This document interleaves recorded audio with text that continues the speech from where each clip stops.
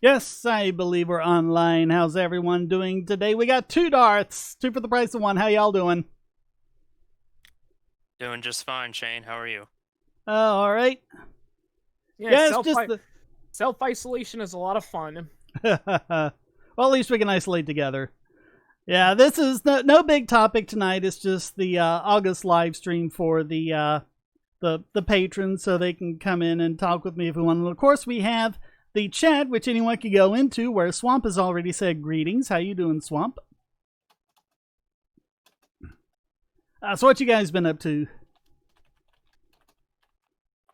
Not much, just studying. Okay, now you see, I couldn't get you two to shut up before we went live, and now you're going silent on me.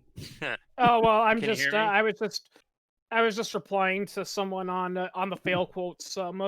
They said they posted a fail quote of the Washington Post that says why China's young people love the Communist Party, and I responded, yeah, they love the Communist Party because they're required by law to. JC I've just Armitage and been, Tactical Bacon, how you doing? Yeah. I've just been studying for my certified ethical hacker certification. Cool. That's basically what I've been doing. Yeah, it was I don't remember if it was one of the David Zucker movies, but it was one of the screwball comedies like that where, you know, so there was, I think it was Chinese, like, yes, I love our wonderful Chinese government and all the stuff they're doing for us, and the whole time there's been someone pointing a gun to your head. And yes, this has been in no way coerced. Speaking of totalitarian regimes, I was listening to the latest episode of Darknet Diaries, and they were talking about smuggling information into North Korea.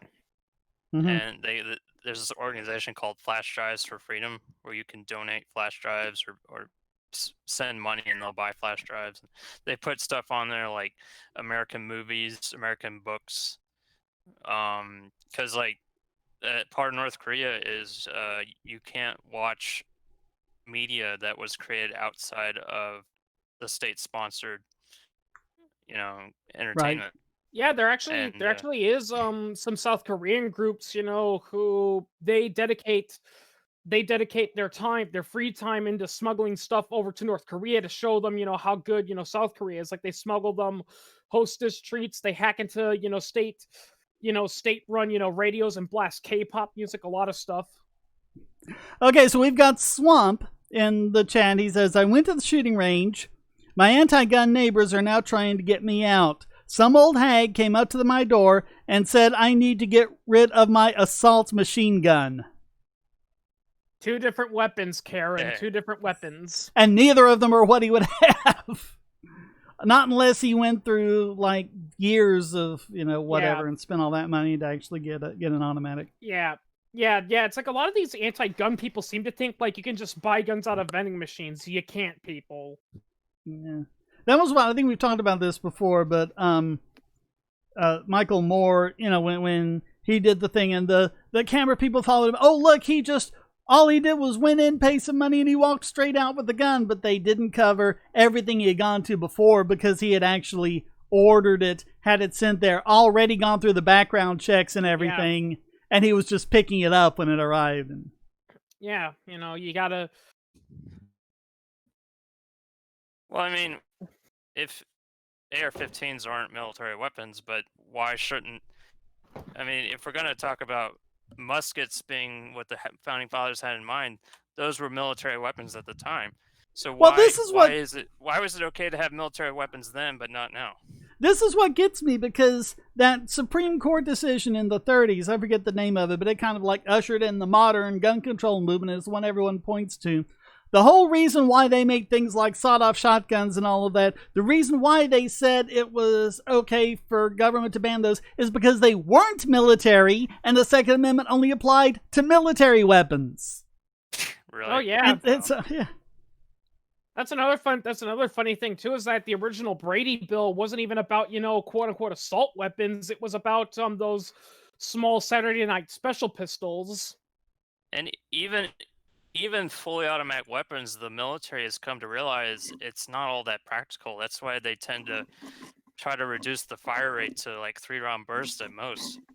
Because fully automatic fire just Well, isn't. 3-round burst is, according to Ian McCullough from Forgotten Weapons, it's useless and it's kind of stupid because of higher echelons and the military being out of touch with what their troops are actually experiencing. He says if you're going to have a military rifle, give it 2 settings: semi and automatic. Semi for the standard, and automatic for if you're in a scenario where you have to lay down suppressive fire. Yeah, that's really it. Automatic fire is for covering fire, not for, killing a bunch of people. Yeah, covering fire, or you're just patrolling and suddenly someone runs out and opens fire on you, and you gotta take as many shots as possible because you might need to do a long burst to take them out. Tactical Bacon is talking about abortion. Have we discussed that to death by now? I think we have. Yeah, sorry, Bacon. We've talked about it over and over again. I mean, if someone's got something new to bring forward, but I hate having the conversation over and over again. I want to talk about something new. Yeah, I'll say it once. I'll say it one last time, people. My thoughts on abortion are this: legally, I'm against banning it. Personally, on a moral level, I'm mostly against it. I went to a libertarian convention months back, and the potential candidates were on stage, and they got to the abortion question. And I was actually surprised how many of them said they were pro-life. I was kind of figured they'd be 50-50, but like 9 out of 10 of them were like, "Yeah, I'm pro-life." That's the funny thing about a lot of issues on libertarians is because a lot of people like to assume that libertarians want people to buy machine guns out of vending machines. They want they want kids to buy pot from a convenience store, and they want women to have 25 abortions where they want. It's like, well, no, many libertarians either don't own guns or hate drugs, but we understand that making them illegal doesn't make them go away, and it actually makes the problem even worse. Would it really be so bad if you could buy a Glock out of a vending machine? Watch crime go down in that area. Yeah. Yeah. It's pretty funny because it's like we know prohibition doesn't work with alcohol. We know it doesn't work with drugs. I have no idea why people still thinks it works with guns and prostitutes. It doesn't, people. The conservatives and the liberal, they get the prohibition thing on the things they like, but when it comes to things they don't like, it's, well, we got to ban it. It's pretty funny, Shane, because prostitution is the best evidence of the horseshoe theory of politics, because that's a thing that both the left and the right seem to really hate. The right hates prostitution because, oh, it's filthy. Marriage should strictly be between a loving man and a loving woman. And the left are like, you can't have prostitutes. That exploits women's. Yeah. Yeah. Yeah, if you look back in the archives of the Begosity podcast, I covered a scientific study in, I believe it was Rhode Island. They had accidentally legalized prostitution and didn't realize it for several years. It was one of those things where they had passed a law. Hello, Clashes. And because laws are just kind of weirdly worded and do all sorts of weird things. And so years had gone by, and there was this prostitution case, and the court was like, wait a minute. If you look at this law back here, that means prostitution is actually... So the court declared it legal, and so for a period of, I think, data and trying to extract out the trends and everything, what happened with women, versus what, happens when, prostitution is still illegal. And one was that rape went way, way, way... Pretty funny, though, because it's like, prostitution is illegal, but pornography is okay, even though principally it's the same thing. Yeah, I saw a joke like that. Yeah, I saw a joke like that one time where a police walks in and he says, "What are you doing? What are you doing?" Like, "Oh, we're having sex for money." "You prostitutes, I'm throwing you in jail." And a guy comes out and says, "Yeah, and I'm filming them and recording them." "Oh, never mind, carry on." Yeah. You can watch it through a screen, but you can't be in the same bed. Yeah. I mean, seriously, do you think the people in the porno movie really, really love each other? No, they're screwing with each other because they're paid to do. In fact, in some cases, they're not even really screwing. They're just simulating it. Oh, but you see, since they're both being paid, that means one of them isn't exploiting the other, and it's the exploitation is bad. Now, they can't seem to make up their minds onto which one is being exploited. Because one theory is that the Johns, exploit the prostitutes, and the other is the prostitutes exploit the Johns, and that's why they're both illegal. You arrest both the Johns and the prostitutes, and someone has to be being exploited somewhere. We got to find exploitation somewhere. Here's a fun fact. Here's a fun fact, Shane. I was watching a documentary one time, and it was talking about the adult industry, and they interviewed, a guy who's in like the gay porn industry, and he says, it's pretty shocking. That shocks a lot of people. A majority of guys that are in gay porn are actually straight, and they're just using a combo of drugs and Viagra to perform. And they interviewed one of the guys saying, "Why are you doing gay porn when you're straight?" And he says, "Because it pays better. A guy in straight porn only makes $300 to $500 a film, whereas in a gay porn you can make $1,000 to $2,000 a film." It's all about the money. Yeah. Yeah, I think we've talked about private prisons, haven't we? That's another one we've done to death. The thing is, what we have now isn't private prisons because they're still run by the state and they're still housed with criminals convicted by the state. I know. Simon Whistler did a cringy video one time where he was talking. It was a Today I Found Out, and he was talking about conjugal visits, and he blames the reason why America has an abusive prison system, and he says it was the increase in private prison and not the war on drugs because the numbers didn't add up. It's pretty funny because every time someone talks about how it's like, did you hear about this private prison and what it did? I've looked it up, and sorry, people, private prisons do not quote-unquote exist. The best scenario I could find is that a private company is in charge with the upkeep of the prison, but the staff and the rules are still set by the state. I mean, I always hear people like, because it's for profit, the way they make money is by getting more people in prison, which means that they're just going to find more excuses to try to get people in prison. But they don't have as a private company, they wouldn't have the power to put someone in prison in the first place. That's something that the government has to do for them. Yeah, exactly. Yeah, I mean that never made any sense to me. And something else about private prisons: all private prisons, not only do you have the stuff where they're run through the state, they're also basically the federal government's in control of them. All of the stuff that the state doesn't do, the federal government passes all the rules for. Yeah, so. But. And like I said, the few quote-unquote private facilities out there, like I said, they're not actually legitimately private. They're just basically, they're just in charge of maintaining it. So...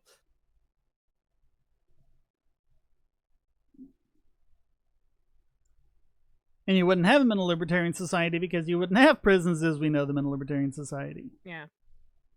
That's another thing too. They're like, libertarians are all for, letting rapists and murderers go. It's like, well, no, we're not, saying we should, let them go and run free and all that. It's just that tossing them into a giant prison and psychologically torturing them for 60 years is probably not a good idea. We should probably do the George Carlin thing and just put them all in one big state and just have this massive fence around the state and just let them have at it. Mm-hmm. They tried doing that, and all it led to was Kurt Russell activating a bomb which shut off all the world's electronics. Crod 7435, all prisons are legislated through state decree, and the corporations that work with them are contracted. Yeah, it's funny they call that private prisons. The exact same thing works with the roads, because they contract with private companies to make the roads, but they don't call them private roads. Yeah. But the interstate highway system, man.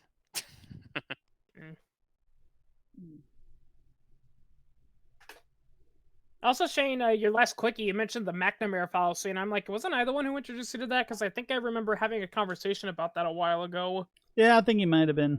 Yeah. Because I think we were talking about, what's the other one? I'm drawing a blank on the name. When a metric becomes a goal, it ceases to be a good metric. Oh, yeah. Drawing a blank on the name. Yeah. I like, Armitage, I liked Escape from New York, but Escape from LA was kind of cringy. I think the problem is that Escape from LA, they tried to politicalize the movie, whereas the first movie wasn't really about politics. It was about a guy, it was about a disgraced veteran who was trying to survive. It was a survival film about a guy trying to escape an island full of criminals. That was one of the things I didn't like about 2010 was how they politicized it. Because you didn't have that same level of politicking there in 2001, but, And I'm sorry, the aliens who, blew up Jupiter to, turn Europa into a proper planet with liquid water, they wouldn't care about our little wars. Yeah. They wouldn't give us a talking to. Yeah. Does anyone here think Joe Biden has a chance of winning the presidency? I don't. No, I doubt it. But also, Shane, that's also why I hate the remake of The Day the Earth Stood Still, because the message is, humans are destructive to their planet and we need to teach them a lesson. And they sick a giant robot that goes around causing massive environmental damage and destroys everything.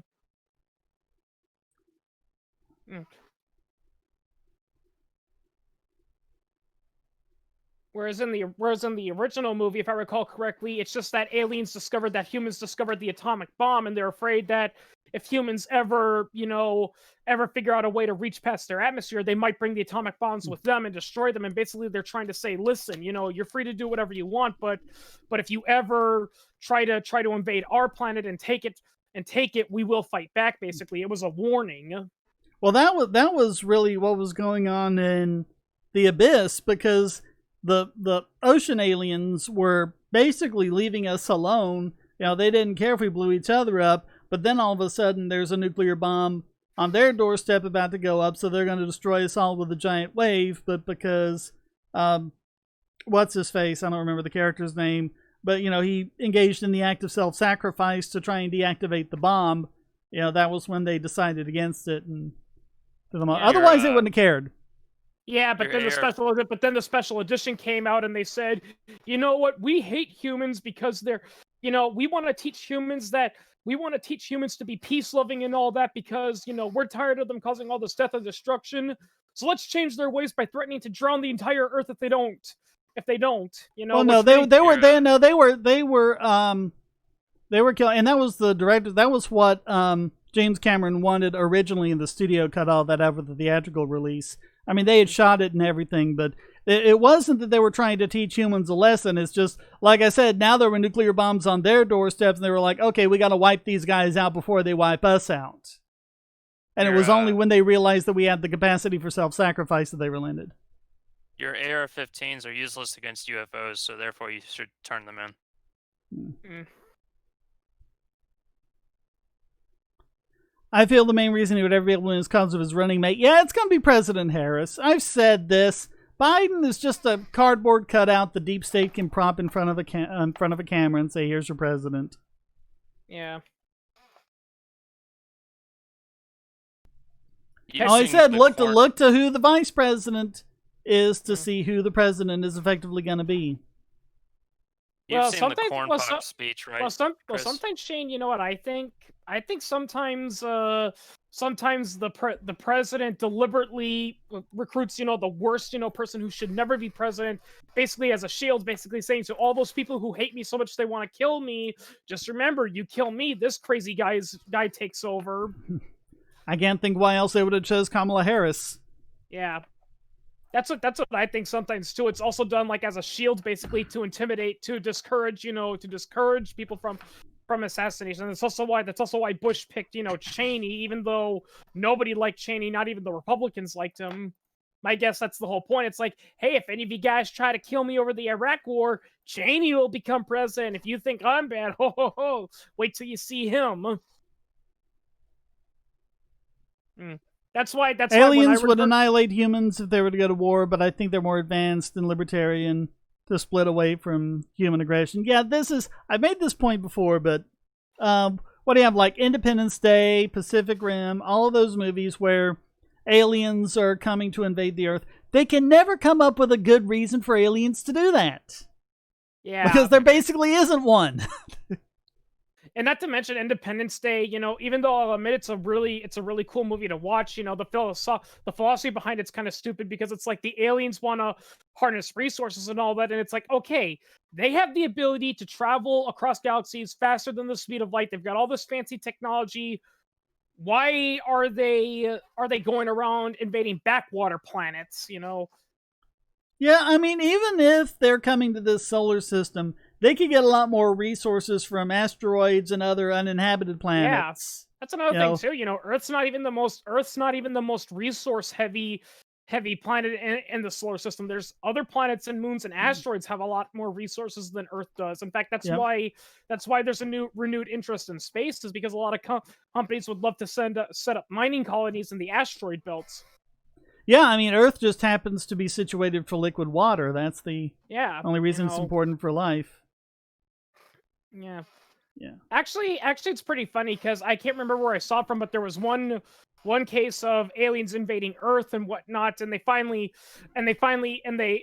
was kind of like a comedy, and they were like, "Why are you invading Earth?" You know, I mean, there's nothing we have that you could possibly use. You got all this advanced technology, and their excuse is simple. It's like, because we're an evil empire. We're supposed to invade backwater planets that have little to no chance of fighting back. It's just what we do.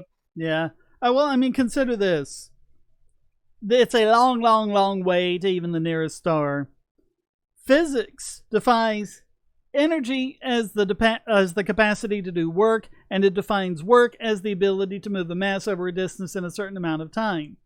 So I don't care what kind of technology they have, that's a metric buttload of energy to get here. Whatever resources they think they could get from our solar system, they're going to spend so much more energy getting here, it wouldn't be worth it.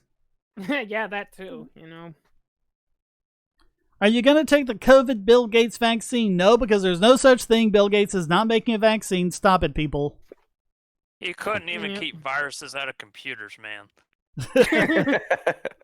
He runs a charity that helps get vaccine to the third, and now everyone's like, oh, well, Bill Gates is making vaccines for population control. Shut up. Stop being stupid. Yeah, apparently Bill Gates in an interview once jokingly asked, you know, it's like, has anyone come up and asked you for $1 million? And he says, every now and then people do. It's like, well, what do you say to them? He says, well, if you're really that desperate for money, you know, I give a lot of money to charity, and there's various charitable foundations that I give money to that can help you if you're legitimately impoverished. Yeah. Yeah. And, you know, I can't blame them. Why? Because here's the truth, and they've done experiments with it. If you give, like, a lot of those homeless people a lot of money, they're not going to fix their lives up, you know. They did that as an experiment. They literally gave $900,000 to a homeless guy just to see what he would do with it, and he didn't do much with it, but he did use it to blow money on a lot of useless stuff he didn't need, mostly. JC Armitage. Remember when Kamala Harris believed all of Biden's accusers? Pepperidge Farm remembers. Yeah. Yeah. Remember that time when you when you hit that pedestrian with your car and you just drove off? Pepperidge Farms remembers, and Pepperidge Farm ain't keeping its mouth shut. I like Pepperidge Farm, although I haven't had any of their products in a while. Iron Pipeline, the theory that gun crime in gun control states comes from guns gotten from states with loose gun control. Yeah, this is what it is. Chicago blames, I think, Michigan or Indiana or something like that, and California blames Nevada. Well, how come those states don't have higher crime rates then? Oh, yeah. If that's where all the guns are and the guns cause crime, there should be more crime in those states than just from the relatively few people bringing them across the border, right? Right. Feelings don't care about your facts. It's I think it's soft conceding that disarming a populace does lead to more crime if guns are present among the black market, but they just don't want to say it like that because they know that they'll lose all their support. Yeah. You know what? That's also why I like how a lot of gun control advocates will say the U.S. has the highest murder rate in the developed nation, and I'm in the developed world, and I'm like, why are you ignoring other nations? Like, you know, like Inquisitor is from the Bahamas, and I don't think the Bahamas is the richest nation in the world, but they have no Second Amendment. And guess what? Guns are everywhere in the Bahamas. They have tough gun control, but criminals have them and they use them all the time. JC Armitage, yeah, he said the same thing I do. Why don't the surrounding states have the gun crime the source has? Yeah. Yeah.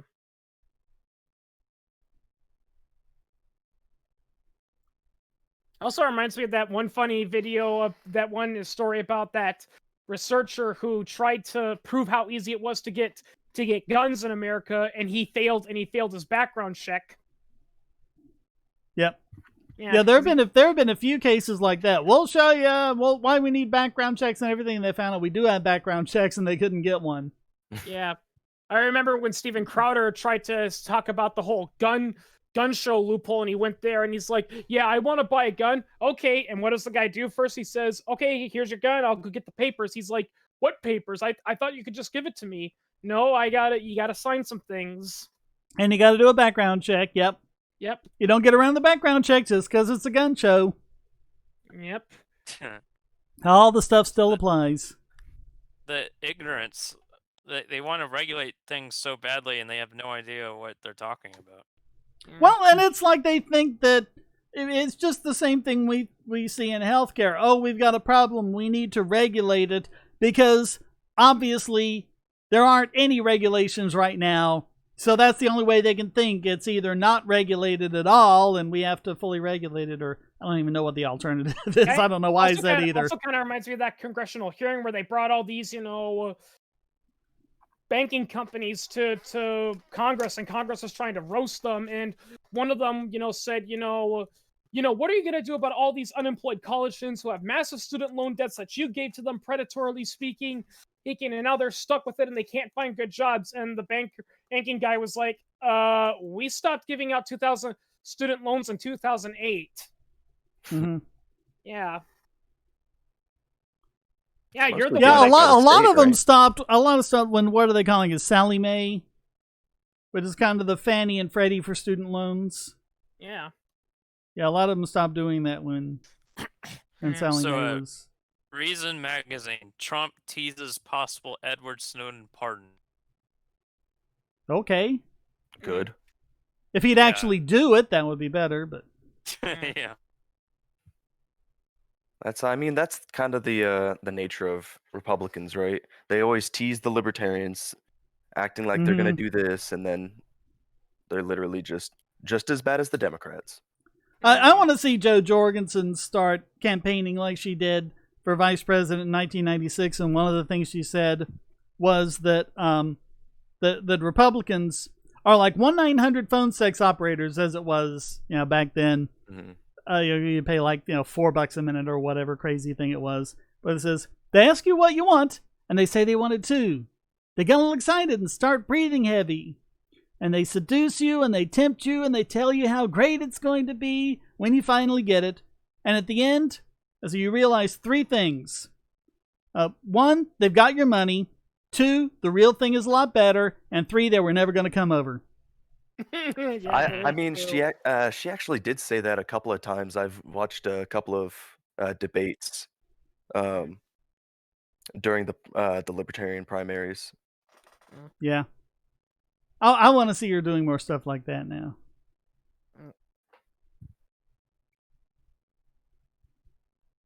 I saw one of my neighbors on social media actually actively endorse Jo Jorgensen, and that made me feel really good. Yeah. Maybe. But yeah, when I'm old enough to be allowed to run for president, when I run under the bullshit party platform, my running mate is going to be a potted plant. Can I take care of? Well, that's a better candidate than Joe Biden. Yeah, that's what I'll do. I'll plot a coup d'état of the United States and make a potted plant the supreme commander, and the potted plant's word is law. Okay, potted plant, what are your orders? He wants us to do nothing. I think the only thing anyone's ever heard a potted plant say is, "Oh no, not again." I don't get it. No one got that reference? The Hitchhiker's Guide to the Galaxy? Come on, man. Speaking of nobody getting a reference, nobody got my reference when I posted that comment about your Icky Vicky episode. I said, yeah, apparently Vicky's transsexual, and I'm like, yeah, if that's a man, then I'm a heffalump, and no one got that. Yeah. No, I got that. That's from Winnie the Pooh. Yep. Yeah. Yeah. If you're a woman, then I'm a pink and polka dotted stuffed elephant that's here to steal your honey. Yep. Yep. Or it might have been House of Pooh Corner. Those two books just meshed together in my mind. Yeah. It's one of them.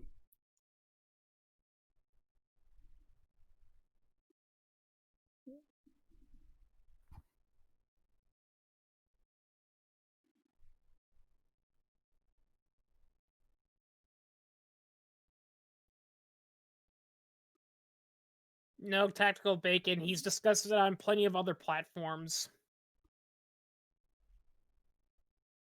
Yeah, catch up. Yeah. Do a search on my channel. I know my videos, the search on channels like mine is just YouTube's messing those up. But at least try to do a search and catch up. Yeah. YouTube needs to oh, hold on. Wait, what? YouTube needs to make it so that you can search within a channel.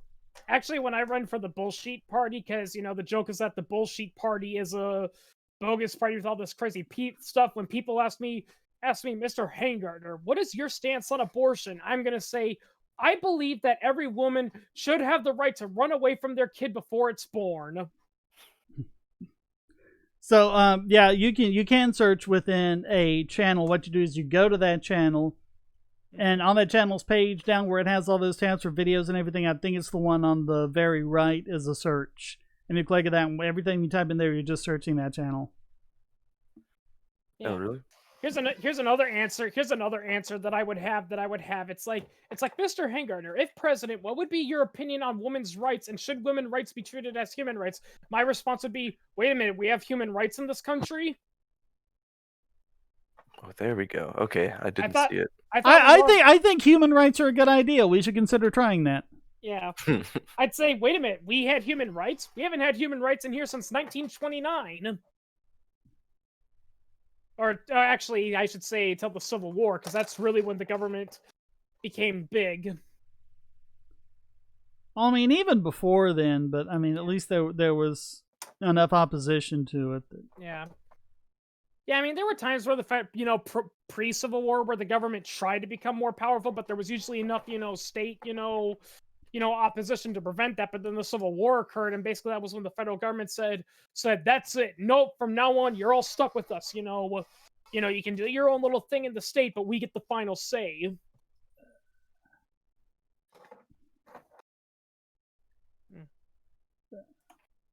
I'm trying to stay awake here. It was like 4 o'clock this afternoon or something. I'm thinking everything is going good, and I got a full 4 hours before the live stream. Everything's good.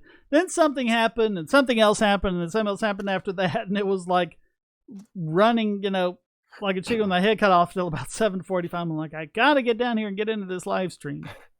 So. Hey, Dylan Dower wants to know how does age of consent work in anarchy? I mean, it's a subject of a lot of debate.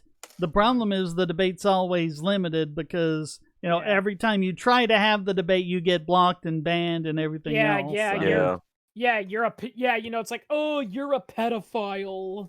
I doubt very seriously that any anarchist society is going to put up with people raping 4-year-olds. I just don't see that happening. Yeah, but there's no way. That's the problem with the whole statutory rape rules, is because it's like, look, there was a huge difference between a 40-year-old guy molesting a 4-year-old girl and a 16-year-old girl having consensual sex with her 19-year-old boyfriend, because the sad truth is that that's what the majority of sex offenders are. They're not these people that are going around, to schoolyard play, to playgrounds and taking pictures of kids in their underwear. They're people, who are like 16, 17, who are having consensual sex with each other, and they're caught.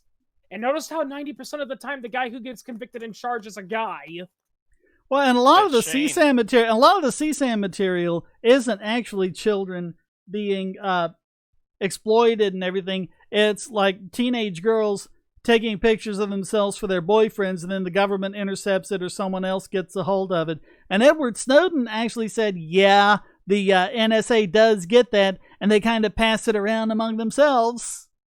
But Shane, if they just buy off the private cops, they can get away with anything. Exactly. Just buy off every private police officer. Yeah. Yeah, that's gonna work. Yeah, and that's another funny thing too, is that, you know, people always say, oh, well, then I'll bribe everything. But here's the thing, and we've actually seen this in real life with other countries. The reason why a corrupt, you know, system like that couldn't work in the long run is because if you keep bribing things to make their problems go away, you know, and we saw this with the Roman Empire, they're going to keep increasing the bribes. That's what the Praetorian Guard used to do all the time. It used to be, it's like, oh, sure, I'll look away while you do this. You know, if you give me 10 pieces of gold and you do that for a while, and then they're like, you know, it's really hard, you know, to keep an eye on you. I think we need more gold. So now they're going to start asking for 20, then 30, and then you can't pay up, and then they arrest you because you're no longer a golden goose to them. But I mean, I think something is going to happen, some kind of criteria for telling if someone has the capacity to consent or not. I mean, it's just being done kind of stupidly because, again, none of us seem to want to have the conversation. But, you know, I'm not smart or innovative enough to tell you what that would be. But, I mean, I could see something like, okay, we're going to, you know, have a professional psychologist or something, you know, interview the alleged victim and, you know, and figure that out or something like that. You know, I mean, there's all the difference in the world between teenage sex and a child getting raped. All the difference in the world. Yeah. Oh, yeah. And it's pretty funny, Shane. The one that makes me laugh the most is they say, oh, but, you know, teenagers don't 100% know. They're not responsible.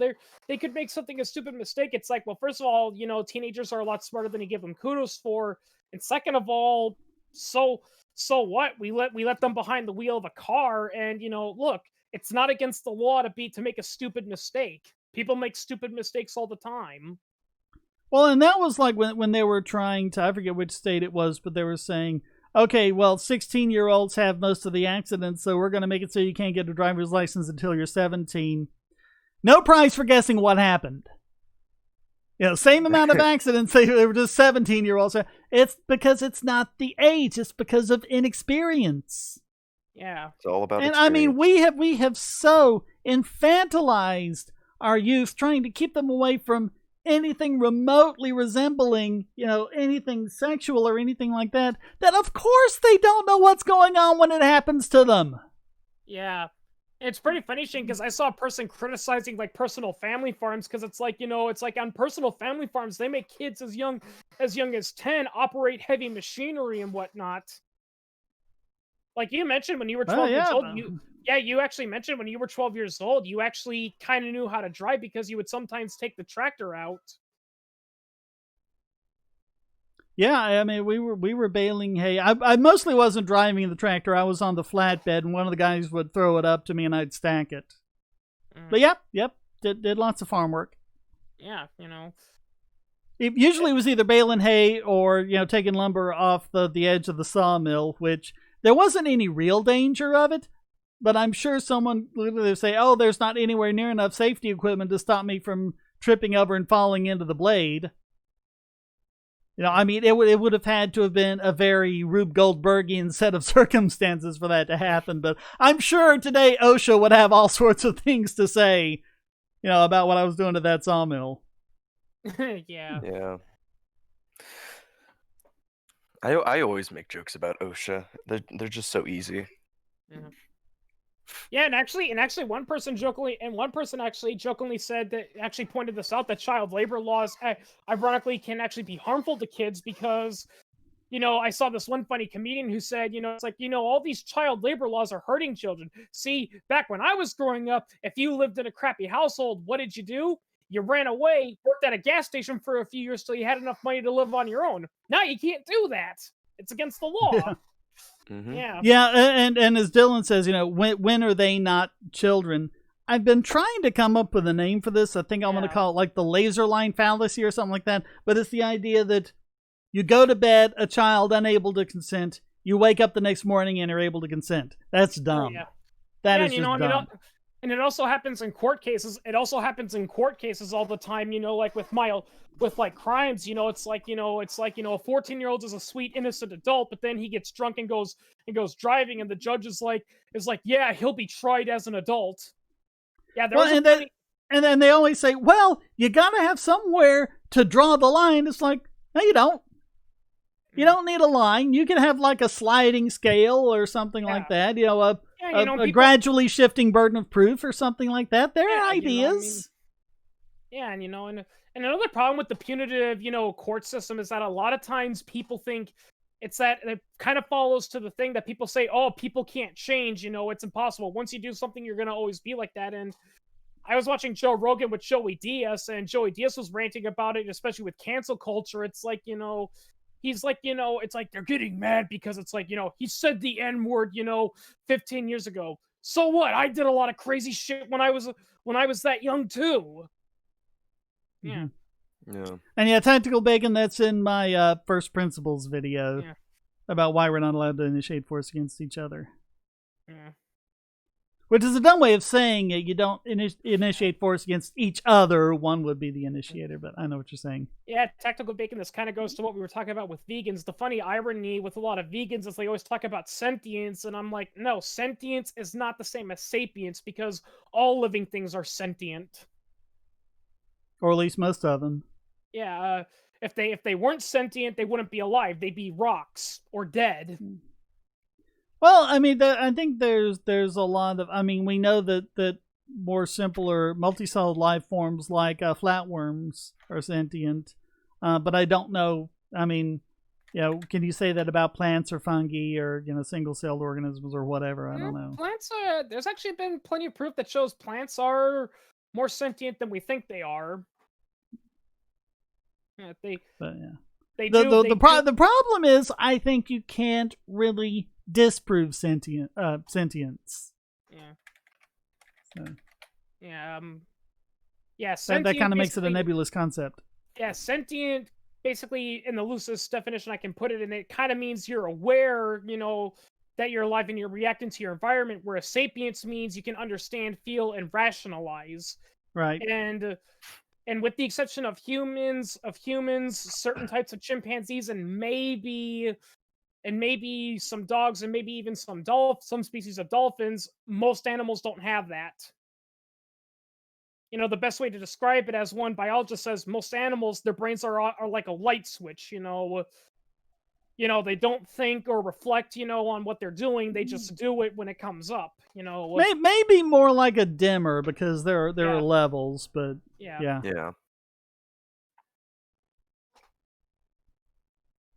I mean, that's why your dog, can appear to do some dopey stuff. It's not because he's stupid. It's just because his brain's, mode isn't that mode. That's why, like, if he gets himself tangled up because he's trying to go after food, he's not thinking about that, because his brain is programmed in a way that says there's food, eat it, survive. So his brain's not looking around thinking, how do I get to that food? Something else, going back to the child issue that I think would help, because believe it or not, a lot of people are going to get triggered by this, but believe it or not, most 12-year-olds are mature enough to learn how to handle a firearm. Oh yeah. My dad taught me to shoot a shotgun. Yeah. Kind of reminds me. Kind of reminds me of this other funny thing I saw one time, where a woman's panicking because the guy wants to buy his 12-year-old a gun. He wants to buy him a 22 caliber rifle, and it's like, I don't know, I think it's dangerous for a 12-year-old. It's like, it's dangerous, and the guy's like, it's dangerous for a 12-year-old to have a 22 bolt action rifle. When I was 7 years old, my grandpa got me a 20 gauge shotgun. Well, and imagine you've got the creepy guy in the van and everything, and there's the young girl walking down the street, and he calls her and says, "Hey," and she turns, and when she turns, he sees she has a gun on her hip, and she says, "Yes." What do you think he's gonna do? Like, sorry, I thought you were someone else. I'm out of here. Bye. Yeah. That's another funny thing. That's another thing too, and that's actually why I even though I understand why concealed carry is okay, I don't 100% believe in it, because if you're visibly armed, it actually decreases the chance of it, because then you get something like that. It's like it's like you get a guy, you know, who comes up and he's like, "Hey man, you're on my turf. I'm gonna beat your face in." But then he sees you have a gun and he's like, "Oh, okay man. I'm sorry. We're cool. You can proceed." Yeah, that's why I don't like Florida's law on guns, which is that you have to have. I think you have to have a permit to have it concealed, and you can never have it open carried. Yeah. Which, Yeah, I'll give you guys in the chat an example as far as dogs are concerned. A couple of weeks ago, my dog just wasn't feeling that great. He was kind of under the weather, and we were just trying to make him feel well, so we decided to give him a treat. And he wasn't really in the mood to eat the treat right away. And of course, what dogs do in a case like that is they bury it. So he had the treat on his bed, and he was doing his nose around the treat like he was trying to bury it, and just kept doing it and kept doing it and kept doing it. Yeah. You know, even though there was no dirt, even though he wasn't actually burying anything, you know, that's just kind of what his genes programmed him to do. Yeah. He didn't have the level of awareness to say, this doesn't apply in this situation, this doesn't work. That's also why dogs walk around in circles before they lay down. It's because their genes are telling them before you lay down, check to make sure there's nothing like a snake or, you know, or a biting insect below you. Well, and it's also how they make a nest in tall grass. Yeah. And you'll see them, even if it's like a hard floor or something, you'll see them like do their paws against the floor like they're making a nest. Yeah. Yeah. I mean, that's the difference. Human can say, wait a minute, that doesn't make sense in this particular context. Yeah. Actually, funny about pigs, because apparently Winston Churchill once said, I admire pigs, you see, because dogs are obedient and look up to man, cats are ignorant and look down on man, but pigs are the only creatures that are smart enough to view us as equals. Yeah. JC Armitage, concealed carry has the element of surprise, but yeah, banning carry types is really stupid. The way I see it is, you need enough people openly carrying to remind the would-be criminals that people around here carry guns, but you need enough concealed carry people to keep them guessing. Yeah. And that way they don't know who's armed and who isn't. Yeah, you know. Yeah. Yeah, and that's another thing too. You know, a lot of people are like, "Well, if criminals are scared of guns, then how come they're always then how come a lot of criminals are always talking about fighting the police and whatnot?" It's like, because you can see the police coming. Police are relatively predictable. An armed civilian isn't. You know, that's why criminals are much more afraid of armed civilians than they are of cops. Because, like I said, cops are usually to a degree predictable. You can predict what their patterns and movements are, and if you're a smart criminal, you can use that to your advantage. With a person, you don't know how to react. If you're robbing a place and you see a little old lady and she pulls out a 357 on you, you don't know how to react. You don't know how she's going to react. Is she going to shoot? Is she not? That's why generally, if the criminal sees that, they just hightail it out of there because they're not risking it. Well, and also because the police can't be everywhere at once. I mean, the reason why armed citizens are better at stopping the big death tolls in these mass shootings as police are is because they're there at the time. They can act right then, as opposed to having to show up, a few minutes later. That's another thing too. Even if police do arrive on the scene, they don't, contrary to what action movies portray, they almost never get out and they say, and it's like, there's an active shooter in the building, I'm going in. It's like, no, Smith, you gotta wait. Hell with you, you chief. I gotta save people. That never happens in real life. When they arrive on the scene, they're like, okay, I'm on the scene of the active shooter. What are we supposed to do? Okay, just sit there and wait for backup. Backup arrives. Okay, what do we do? Set up a perimeter and wait for more backup. Okay, backup's arrived. What do we do? Sit around, make sure nobody gets out, and wait for SWAT. Yep. Yeah. I think my favorite anti-gun argument is, what if they steal your gun from you and then they kill you with it? It's like that basically never happens. And if it does, I mean, there are 330 million people in this country, so I'm sure it's happened here and there, but not enough to show up in any kind of statistics. Not to show up like that scene you see from the movies where like they pull a gun on the criminal and the criminal like psychs them and he's like, oh, you think you can do it? Come on, do it. That never happens. In fact, here's another thing a lot of people have pointed out. In real life, a lot of criminals in those scenarios are psychopaths, and psychopaths actually have self-preservation. If they see a gun pointed at you, they're going to hightail it out of there because a psychopath is very self-focused.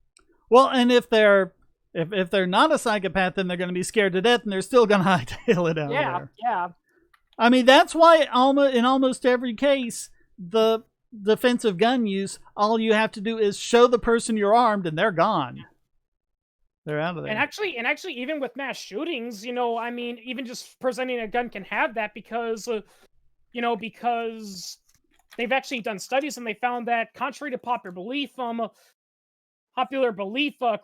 criminals, don't commit suicide when they realize the gig is up and they're going to get captured. They often, if they're mass shooting and they're planning on committing suicide, they do it once enough resistance is encountered that they can't kill enough people. Because there was a case where a guy pulled out a gun at a mall and tried to shoot some people. Another guy pulled out his concealed carry, opened fired, but missed. And what did the guy do? He killed himself because he assumed, oh crap, I'm cornered, and I'm not going to be able to kill some people. Let's end it right here. Yeah. But generally in cases like that, they were planning on killing themselves when it was over anyway. Yeah, Well, I remember that because I just thinking, I mean, these anti-gun idiots, they're like, okay, that's a case of where, they stopped the guy because he had only shot like a couple of people and only stopped when he saw, the armed citizen. And they were like, well, you can't prove that. He might have just stopped at that point anyway. I'm like, are you serious? Yeah. Are you freaking serious right now? Oh, here's another funny thing that people see in Lethal Weapon that's also wrong, is that they think that you can disable a person with a Beretta 92 because you can do the classic, touch, the release switch and pull the barrel off. And yes, you can theoretically do it, but practically that's not going to work because one of two scenarios is going to happen. Either one, you're going to get shot before you do that, or two, the guy's been firing that Beretta before you got that. So if you do that, you're going to touch the barrel and you're going to burn your hand. Yep, and the typical, guns get hot when you fire them. That's why it's so funny seeing, like, in action movies, like, like the guy shoots it all up and then he grabs it by the barrel and runs. In real life, if you were to do that, the typical result is you're going to get some nasty second-degree burn on your hands. That's why a lot of people who shoot wear gloves. Yeah. Because those guns get really hot when you fire them. Yeah, in fact, they've got those special, if you look at Colian Noir's videos where he's shooting, he's always wearing those kind of, I don't know if they're silicone or whatever, but they're like gloves with this really good grip on them. Yeah.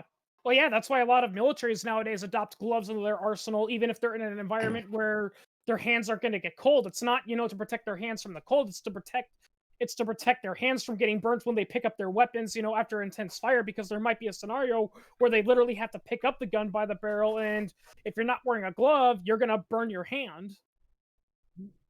Yeah. That's another thing I hate about anti-gun people, is when they know nothing about the guns they're criticizing. Yeah, I mean, I don't mind that movies don't depict guns realistically, because movies aren't there to depict real life. They're there to tell a story. But, I mean, don't watch a movie thinking you're learning how guns work. That's ridiculous. Well, yeah, and according to Shadiversity and Scholar Gladiatoria, the movies don't portray sword fights correctly either. Oh, no. No, not at all. That's not what they're for, They're for entertainment, I love how, not for... Yeah. I love how in movies, oh, sorry. I love how in movies, whenever someone points the gun, it makes a clicking sound. Yeah. Yeah. Yeah, they were doing the way Heather and I made it through the last couple of Star Wars movies was to watch the Riff Tracks version.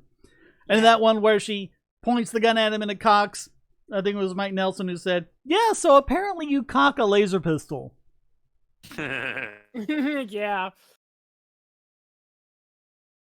Yeah, But I've heard that, they talk about, your weapon readiness. You want to have your weapon as ready as possible. In case someone breaks in, you might only have a second to react. But one thing they say is, like, especially if it's a pump action shotgun, don't cock it. And then when you pick it up, cock it, because if they hear that noise, that's all they need and they're gone. They're like, oh, wrong house. Yeah, that's actually one reason why I kind of didn't like the Mythbusters episode, when they were trying to see, which is better in close quarters combat, a gun versus a knife, and they concluded that, well, a knife can be better because you got to cock the gun and all that. It's like, not always. I mean, some people do that, but if a person's really good and knows their gun well and all that, they're going to keep it with a round loaded in the chamber. So So it's not going to be, the guy has to fiddle with his gun. It's going to be, if you come at him with a knife, he's going to pull it out and double tap you in the chest. Is my camera and the live stream going everything? Because I think it paused there for a second.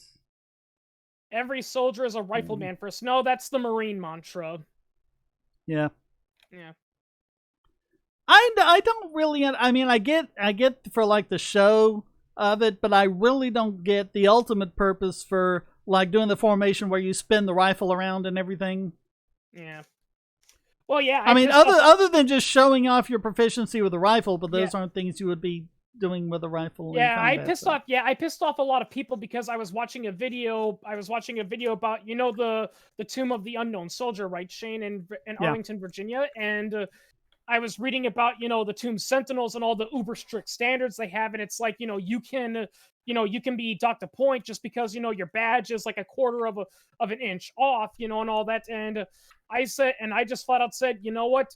I'm sorry, but these Tomb Sentinels, they are a waste of time and resources. I'm sorry, because it's like, what's the point? Yeah, what are you actually guarding? Yeah, And here's another thing too that I also hate, and a lot of people are saying, "Oh, you're disrespecting the dead." I'm like, listen, most of those guys in the Unknown Soldier, they died in World War I. And in World War I, the majority of people who fought were either forced to fight via conscription or they were socially pressured to fight. And I'm sorry, but the way I see it, the Tomb Sentinels with their strict standards, they're merely a symbol of that military snobbery elitism that led to those men dying. Yeah, and pretty much the same in World War II. And after that, there basically haven't been any unknown soldiers because we've got very good at identifying the dead. Yeah, and and like I said, and again, it's just, I'm sorry, it's like, what's the whole point, And again, I hate it. And and it's pretty funny because another funny thing too is that one guy who was like a tomb commander said we keep the standards ludicrously strict because we don't want a person to pass the test 100% to always induce this habit that there's always something you can improve on. And I'm like, then why even bother having a standard? Yeah. Yeah, it's like, actually Inquisitor told me a teacher in one of his grades did that, where she gave everyone a B plus no matter how good they did at, and when one person who did a really good job asked her, why the hell didn't I not get an A? And she says, well, yeah, it was A plus worth material, but I wanted to teach you a lesson that you can always be improving. It's like, lady, that's not what the A is. That's not what the A plus grade is for. The A plus grade is there to say you did everything correctly and more. Yeah. Yeah. Oh. Yeah, and there's Mr. Bullshit. There's a lot of bullshit in the military now. It's hard to believe I wanted to join them at one point. Yeah, it's a tourist attraction. I agree. Yeah. I actually thought of a joke one time for a character for a story I was working on, who's an ex-Marine, that got kicked out of boot camp, even though his stats showed he was actually a good Marine. He was well fit, he was an excellent shot, and he was a good person. But why was he kicked out? Because he refused to be, as he called, broken. He refused to get broken and adopt, that strict, collectivistic mentality the military wants you to have. Wasn't there something like a whole bunch of years ago? There was this big controversy because people wanted to do DNA tests on the bodies in the Tomb of the Unknown Soldier and, find out who they were. And people were like, well, you can't do that because we wouldn't have an unknown soldier anymore. It's like, but wouldn't it be better for their families to know? That's kind of the point. I don't know if that ever happened or not, but I mean, just talking about it just made people go crazy. Yeah, that's I'm sorry, nothing against people that are in those groups, but that's the thing I don't like about color and honor guards. It's like, okay, what do you do? You wear all these fancy uniforms and you're, some people will say, oh, you're just being a pragmatist. Well, being in the military is kind of a situation where you should be a pragmatist. In fact, many historical battles failed because the commanders weren't being pragmatists. I kind of feel the same way about goose stepping. It's like, what on earth is the point of that?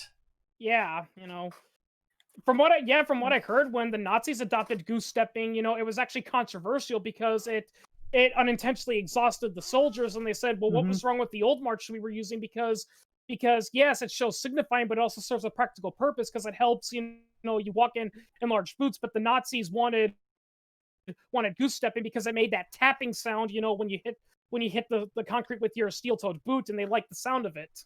Yeah, but they stopped it when the war started because it was just too inefficient, and I think it was we were talking about goose stepping hordes in World War II. That would have been Russia, because I think Russia was still doing goose stepping. But the Nazis, by the time the war got going, they had stopped goose stepping. Yeah. Yeah, yeah, that's another problem with a lot of military stuff, is that there's a lot of completely impractical stuff that is in the military, and we still are funding it, but we got to keep it because it's tradition. Yeah. Yeah, it's like, you know what I would say? That kind of mentality is why World War I was so bloody in the final months, because it's like, oh no, we gotta, fight in two lines and wear bright colors and cavalry style. Why? Well, because it's tradition, and that's how civilized armies fight. And then your entire platoon, and then your entire battalion is wiped out by German machine guns and artillery. Yeah. Yeah. Or by Viet Cong doing guerrilla tactics. Yeah, fun fact, we also have West Point, and if I recall correctly, the Founding Fathers did not want West Point or the naval academies. In fact, they actually fought to try to prevent it because they were afraid of stuff like that. They were afraid we would create an officer class that would be exactly what we criticize the military often for. These guys who never really see battle, and they're so out of touch with what's going on, they give really bad ideas. And it's pretty funny because a lot of people, a lot of former military personnel say, well, we have to break you and toughen you up because we're going to send you to a war zone. And if you're not tough enough to kill the person, they're going to exploit you and kill you. To which I say, well, you know what? Maybe if we weren't so aggressive with our foreign policy, we wouldn't need an army like that. We can focus strictly on defense because you don't need, to turn the person into a brainwashed killing machine just to defend your home turf. Yeah. But no, the military wants obedient killing machine soldiers that would shoot their own grandma if the commanding officer gave them an order to. That's another line I hate. There's so much about our military and our firearm policy that reminds me of the bully that beats people up on the playground, and then one of them decides to fight back and just hits him, and he goes, "Ah!" and starts running off to the teacher like, "Teacher, he hit me." I mean, that's no disrespect to anything, but when we've got our ships out there and we're blowing the crap out of some Middle Eastern country, and they send a missile back and kill a bunch of our troops, and it's this big controversy, oh, how could they do that? That's a horrible thing. Well, what did you expect? Yeah, I mean, I'm sorry, but 9/11 didn't come out of nowhere. It came because, if I recall correctly, even Osama bin Laden said that 9/11 was in response to a bombing campaign that President Bill Clinton did in the 90s, if I recall correctly, when he was in Lebanon, I believe. Yeah. Yeah, when he was dropping bombs on Lebanese villages to take out groups that were allegedly supplying weapons to the Iraqis during the Gulf War. Yep. Yeah. And that's another thing, too, is that Al-Qaeda was nothing in the early 90s, but then, we started bombing, Lebanon and various other places, and it went from just a couple dozen, radical Islamists, who, they had machine guns, but that's all, and they were just walking around going, we're gonna kill America, and then what happens? You bomb Lebanese villages, and suddenly they go from just a couple of loonies to an army of several thousand. Okay, I'm awake. I just blew my nose and my ears popped. It's like, hello. Oh, yeah. I'm here now. Yeah.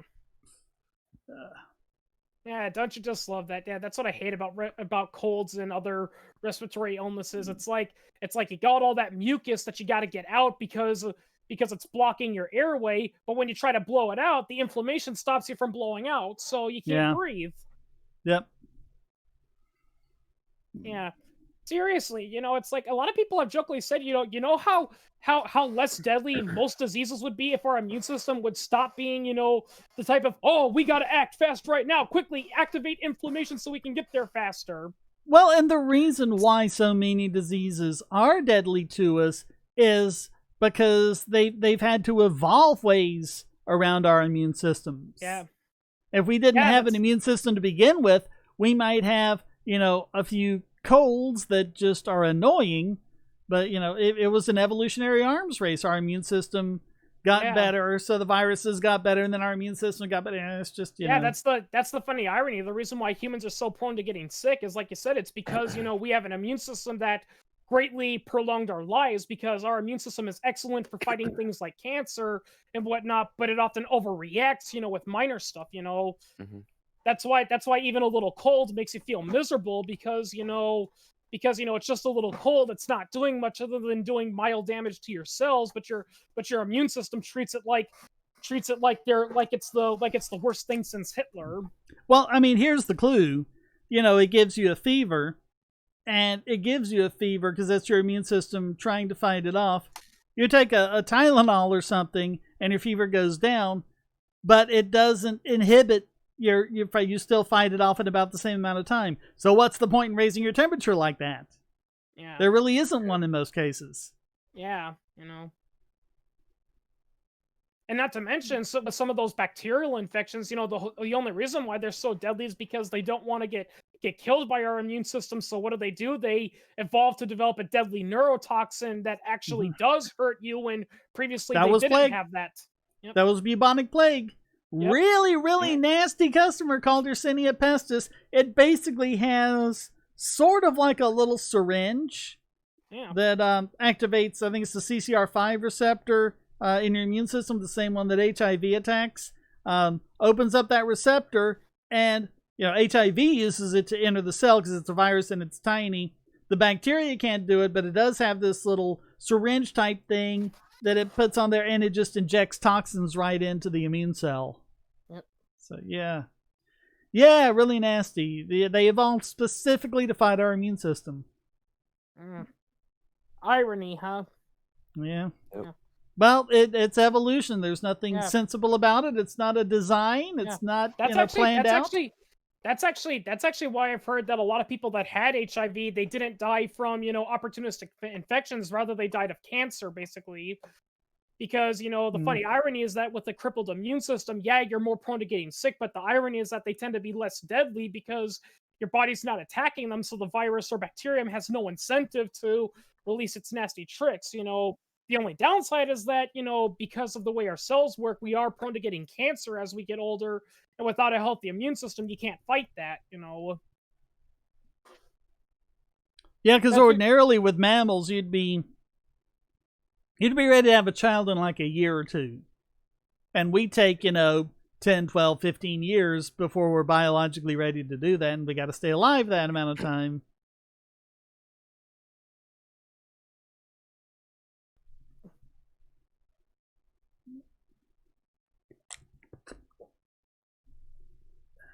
Well, yeah, that's why cats and dogs only live to be like 10, 15 years. It's because they grow up so fast. The more your cells multiply and divide, the more prone they are to getting genetic mutations and cancers.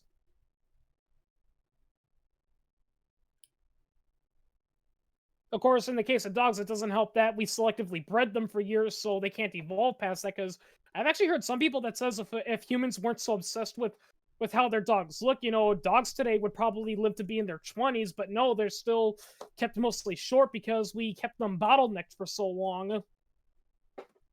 Is the chat still working? I haven't seen anyone post anything in a while. Last thing I got was JC Armitage, The Wonderful Dangers of Standing Armies. Yeah, I don't know. Hang on, I gotta go to the bathroom. All right, well, maybe someone will... But that's the beauty of YouTube. It likes to break. Mm-hmm. Well, and there are so many pieces here. There's Discord, which feeds into OBS, and OBS streams to YouTube. And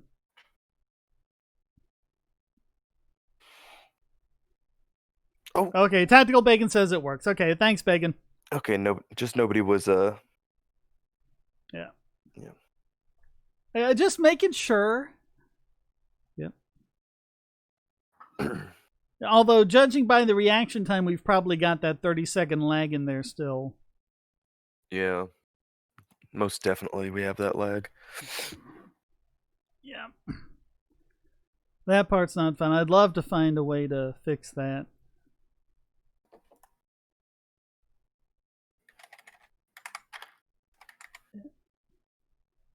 So, Shane, what are your thoughts on genetically modifying children before they're born? I was reading a fictional book well, not recently, but one of the last ones I read, where they would create these kind of super soldier type kids that they would grow up to be super soldiers, and that they had diminished reasoning capabilities, so they could just focus on being the best possible killers they could be. What What are your parent would thoughts want? on What parent would stuff want like that, that? though? Yeah, I think I Gattaca think it was a was bit more. I think Gattaca was a bit more realistic because that was parents saying, "I want my kid to be smarter. I want him not to have, these genetic diseases. I want him to be, taller and less prone to heart failure and things like that." And they were doing things that benefit them, but they ended up creating a class. The proper people, who were the genetically modified, and the invalids, the people who were born the good old-fashioned way. Oh, were you talking about Galaga or something, or whatever it was Gattaca, called? yeah. Yeah. Gattaca. Yeah, Galaga was a video game. Yeah, I know. Gattaca, you can remember the name Gattaca because the letters of the title are all A, C, T, and G, the 4 DNA nucleotides. Oh. Oh. Mm-hmm. Oh, so that's where that name came from. Yep. It's pretty funny because a lot of people like to talk about that movie and how bad it is, but some people have actually pointed out that actually astronauts have a pretty darn good reason for wanting to check to make sure you're genetically healthy to go into space, especially if the trip is going to be several years long. Yeah. Because they don't want you having a heart attack in the middle of it, and like you could be like their only crew engine operator. And it's like, oh no, he had a heart attack because he was genetically prone to heart disease. Yeah, but the problem was in the movie, people were just assuming that if you weren't genetically, then you were automatically inferior. And the point of Ethan Hawke's character is he proved that that's not the case. Yeah, he had to work a lot harder for it, but he was still able to do it. I'm pretty sure the government's gonna regulate that heavily, though, if that does become a reality. Yeah. They'll probably monopolize it. Yeah, hey Shane, here's a fun fact. A lot of people like to talk about, the evil experiments of World War II, and some communists say, the Nazis did all these human genetic eugenics experiments, but the Soviets never did that. And it is true they didn't really do that, but the reason isn't because they knew it was wrong, but rather because, here's a funny fact, they didn't believe in the Mendelian form of genetics. They thought it was bourgeois science. Yep, they had Lyshenkoism. Yeah, which is largely the reason. The thing is, I think California was the last state in the U.S. to engage in eugenics, and they stopped that in like 1982. It's like ridiculously recent. Yeah. Well, a lot of eugenics. And even then, they've still been doing it of sorts in prison. Basically, if you're a woman in prison and they find out you're pregnant, they give you an abortion pill and make you take it.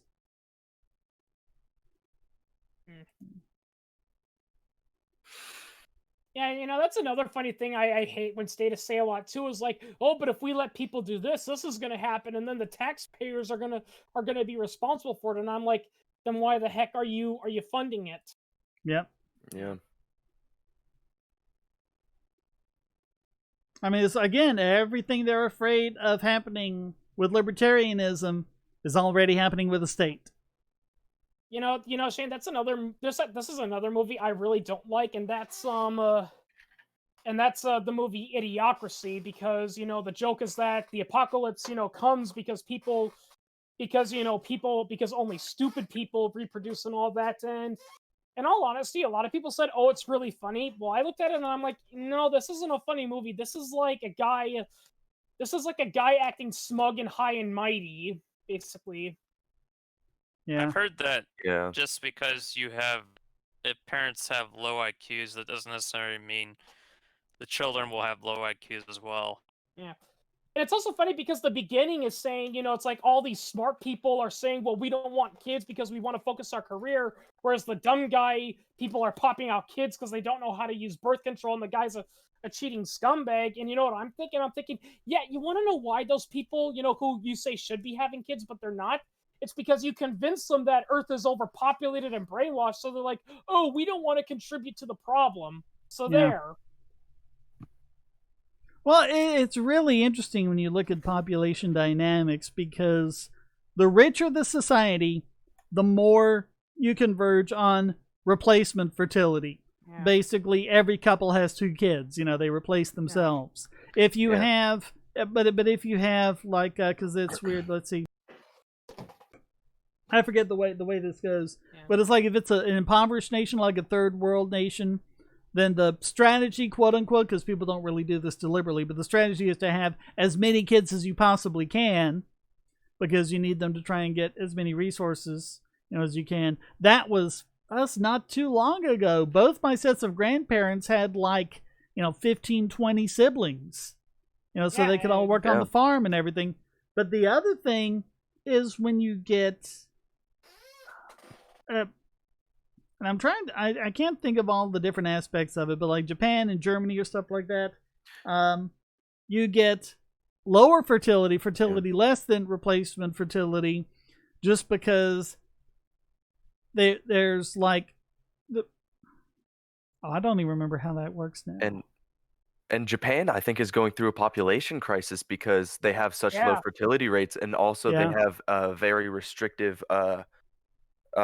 immigration policies. So they're actually seeing a population decline. But it's a combination of when there's a lot of population in a small area, and then there are a few other factors, which basically it results from government welfare is one, and then I forget what the other is, but it's basically kind of signaling to your biology that we've got plenty of kids and we've got enough survivability for everyone in our area that you don't need to worry about having kids. That's what it signals.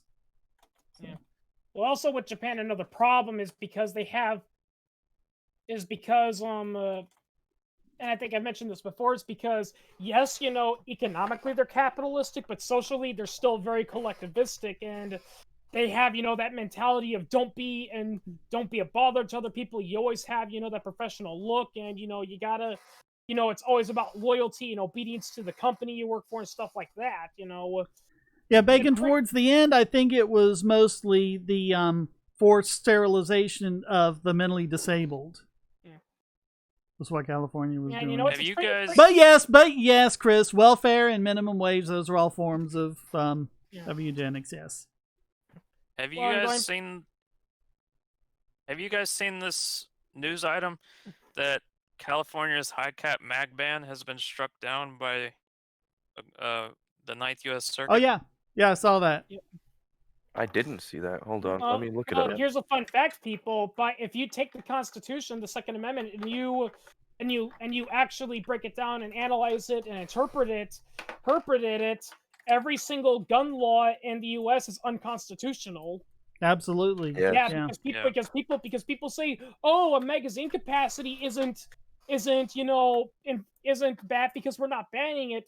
No, it doesn't say the right of the people to keep and bear arms shall be banned. It says it shall not be infringed, and infringed means instruct in any way. That means even in a small way. Yep. Even if the law said you can't buy a gun unless you sit still and touch your nose for 5 minutes, that's an infringement. Because it's a barrier. We all know that freedom is just too scary for these people. So you have to have some kind of regulation, right? Yeah. Mm-hmm. Yeah. Yeah. Whereas the U.S. Second Amendment says, basically it says, you should be allowed to have a gun as long as you purchase it, as long as you obtain it legally and you don't use it to hurt anyone else. That's all it is.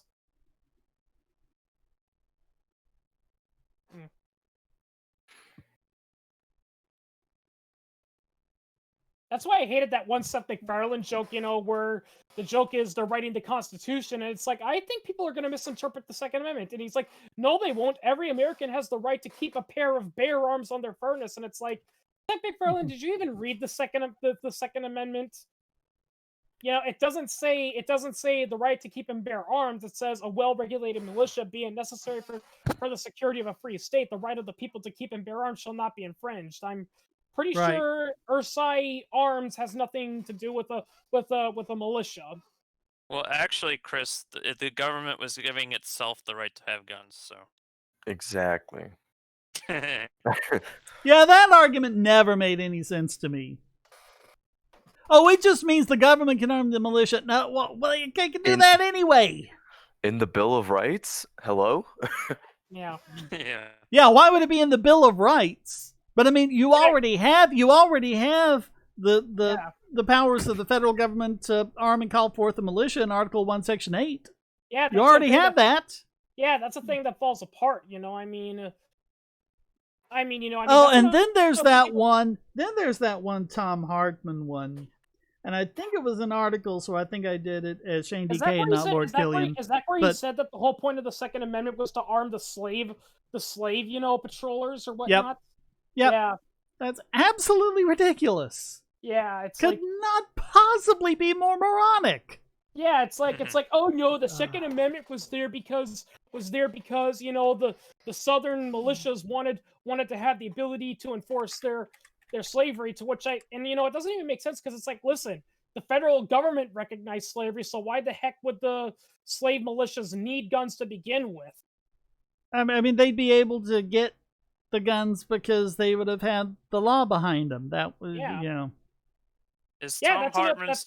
That's actually a thing that I was about to say real quickly. That's actually a thing that used to happen back in the old days in a lot of corrupt Wild West, is that if they were looking for a lynch mob, often the reason why the lynch mob often got away wasn't because people were racist and didn't care, but because it wasn't unheard of for the racist sheriff to say, okay, let's go get that black guy. Oh, and by the way, all you people that are going to lynch him, you've all been deputized. So they were officially U.S.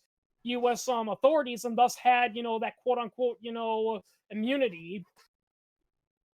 That's often what happened. Is Tom Hartman still on the air? Because I really enjoyed Shane's deconstruction of his nonsense. Yeah, but it's like once you do someone 7 or 8 times, it's like, I really want to do someone new. I see him on the television of my of where I work at Bojangles all the time, and it's like, oh boy. But here's the thing, all of like the owner, the district manager, and all that, they're all conservative, so they'll have like Fox on one side and then the channel that hosts Tom Hartman on the other. So fair and balanced. Fair and balanced. Yep. Yeah, it's like, hey, I know the perfect way to have balance on the TV. Destroys the TV. There. Now nobody's talking. Yeah, but I mean, you did a bunch of Tom Hartmans, you did a bunch of Sam Cedars. It's like, that gets boring. The Sam Cedar especially Cedar. I mean, listening to him talk. Yeah. It's like trying to watch. It's like trying to watch a snail race. Listening to. That's the reason why he quote unquote win debates with libertarians all the time, is because he talks so slow and bored that the libertarian is like, okay, you know what, Cedar? Fuck this shit. You obviously don't want to have a conversation. I'm leaving. And he's like, I made him rage quit. That means I win. Usually it's the fact that he hangs up on them that just says that they rage quit. That too. Yeah. Hartman does that crap too. Oh yeah. Yeah, actually a perfect example about how bad Sam Cedar is watch him when he tried to debate Peter Schiff, and Schiff just tore into him, and Schiff was getting ready to show his evidence to prove his point, and Cedar just cut him off, so Schiff had to make his own video explaining, here's the numbers that I was going to point out to him to prove him wrong. And if you want an example of Hartman, look at Esso's video where he called in to Hartman's show, and he had the foresight to record his end of it, so you could hear the things he said when Hartman had him muted and was talking over him, and what he was trying to say when Hartman finally cut him off at the end. Yeah. These people are not here for honest discussion. They are here to be in an echo chamber and pretend that they're here for an honest discussion. Yep. Yeah, Armitage. Shane just mentioned that. Yep, the lag's getting to us. I finally just saw Armitage saying. Tom Sharpman.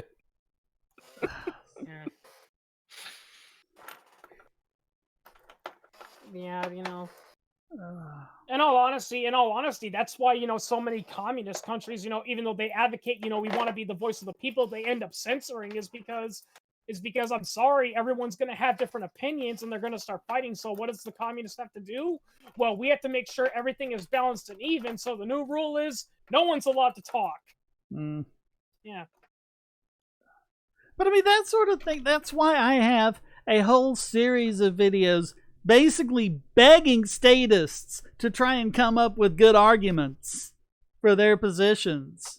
And they either don't, or they do circular reasoning. Yeah, I mean, it's just the same stuff over and over again.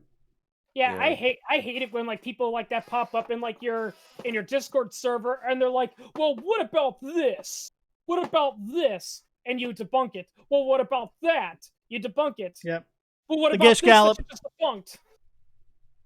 What? The Gish Gallop. Yeah. Yep. It's like, what about this you just debunked? It's like, it's almost like a catch-22. It's like, well, libertarianism can't work because of catch-22. Well, no, here's my intellectual explaining about why catch-22 won't work. But what about catch-22? Mm-hmm. Yeah.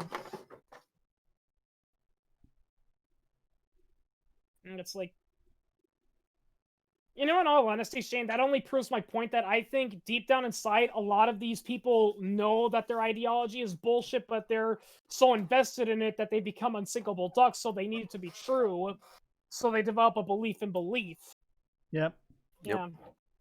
Yeah. We see it with religious people all the time. It's so much so that every time someone tries to tell me about God be existing and all that, I just pull the classic thing. It's like, oh, you think God exists? Guess what? I have a pink dragon in my garage.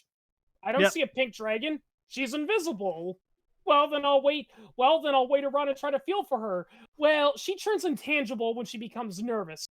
Then I'll try to use an infrared, a thermal imaging camera to see her fire. Oh, she doesn't breathe fire, and her scales don't reflect the thermal energy, and so it won't detect it. Well, then I'll spray paint her. No, she's incorporeal and it won't stick. Yeah. That's just how they act with God, It's pretty funny. I saw this one Jehovah's Witness propaganda video that was trying to do, the story of Jesus in the desert, and he confronts Satan, and it shows, Jesus telling Satan, you shall not put the Lord your God to the test, and Satan gets angry it's like, oh, he got me. If I was Satan in that particular reason, I would have been like, Jesus, that's not an argument. Yep. Yeah, that's not an argument. That's you don't put me to the test. Oh, really? Why don't you want to be tested? Huh? Yeah. Why you got a problem being tested? Yeah.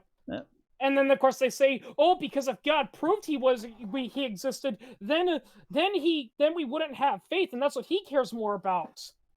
And then they turn around and claim. And then they turn around and claim they have proof for God. Yeah, it's like why? Yeah. Yeah. Yeah, that was what the Babelfish segment in the Hitchhiker's Guide to the Galaxy was ultimately all about. Something that couldn't have evolved, that couldn't have just come about by chance, that actually proves God exists, and therefore God doesn't exist. Because if you find proof that God exists, that means he doesn't. Because the God that does exist is one that wouldn't prove that he existed. Yeah.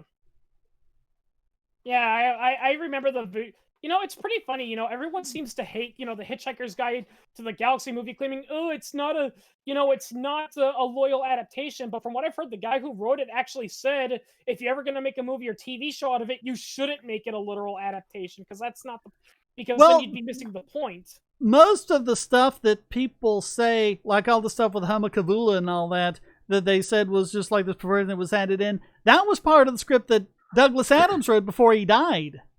Yeah. And Cary Kilpatrick, all he did was just take what Douglas did and just flesh it out and finish it up. Yeah. Yeah, it's pretty funny because I watched Hitchhiker's Guide to the Galaxy, and I know a couple of Discord friends who are from Norway, and they were talking about the Norwegian fjords, and I said, you want to know why Norway has so many fjords? Because the guy, I can't pronounce his name, who was part of the team that created Earth, he loved fjords so much that when he was assigned to Norway, he put a whole bunch of them in there. Slarty Bartfast. Yeah. Yeah. And then when they did you see the miniseries they did back in like 1980? No. Because that was really good. It's like 6 half-hour episodes. Yeah. So all total, it's like 3 hours long. So, I mean, they don't... You know, the movie was kind of rushed just because of, you know, the length-wise. But... Yeah, and you know, it's one thing I don't understand. What people hate is some people say they didn't like Alan Rickman as Marvin. It's like, why? And they're like, because Marvin's a paranoid robot, not a depressed robot. No, he's depressed. I read a lot of parts in the original book, and he was pretty depressed himself. Like, well, and the guy who did the voice not only in the TV miniseries but also in the original radio series, that was how he did the voice. In fact, he was even slower and more depressed than Alan Rickman was. Yeah. I mean, there's a scene, you know, in the book where Marvin's talking. It's like, oh yeah, I was talking to the computer about my opinions and how we can get out of the situation. What'd it say? It committed suicide. I think the very first thing he says in every incarnation of The Hitchhiker's Guide is, I think you ought to know I'm feeling very depressed. Yeah, it's like, well, it won't work. I have an abnormally large mind. Well, we have some hitchhikers. Go greet them. Okay. I won't like it, though. Well, that's life. Life. Don't talk to me about life. Yeah. And I love it when they're freezing to death on that one planet. It's like, this is how I thought it was going to end. My planet's destroyed, and I'm freezing to death on a frozen wasteland land with a towel next to a clinically depressed robot. You think you've got problems. What if you are a clinically depressed robot? In all honesty, that's another thing I love. No, don't try to answer that. I'm 50,000 times more intelligent than you, and even I don't know the answer. Yeah. I especially love the ending to the Hitchhiker's movie, where it's like he defeats all the Vogons by hitting them with the point of view gun. Yeah, it's like, I love the point of view gun. Yeah, it's like that was original to the movie, but that was gold, man. Yeah, it's like, oh, I feel so depressed. Oh, I can't face another day. I love every single incarnation of The Hitchhiker's Guide to the Galaxy. The biggest evil villains in the universe are the Vogons, who they aren't trying to take over the universe. They aren't trying to destroy humanity. They're bureaucrats. Yeah. Yep. Yeah, that's actually the whole joke of, like, in the movie, just before they destroy Earth, they're confused of why everyone is scared and panicking, and they're like, well, why are you confused about, you know? And, like, I think, like, it's implied some nations try to contact them to plead with them, and they're like, the map, the details were posted in, you know, in the Proximate Centauri system for over 50 years now, so it's really too late to do anything. You were quite entitled to lodge any complaints at the appropriate time. Yeah.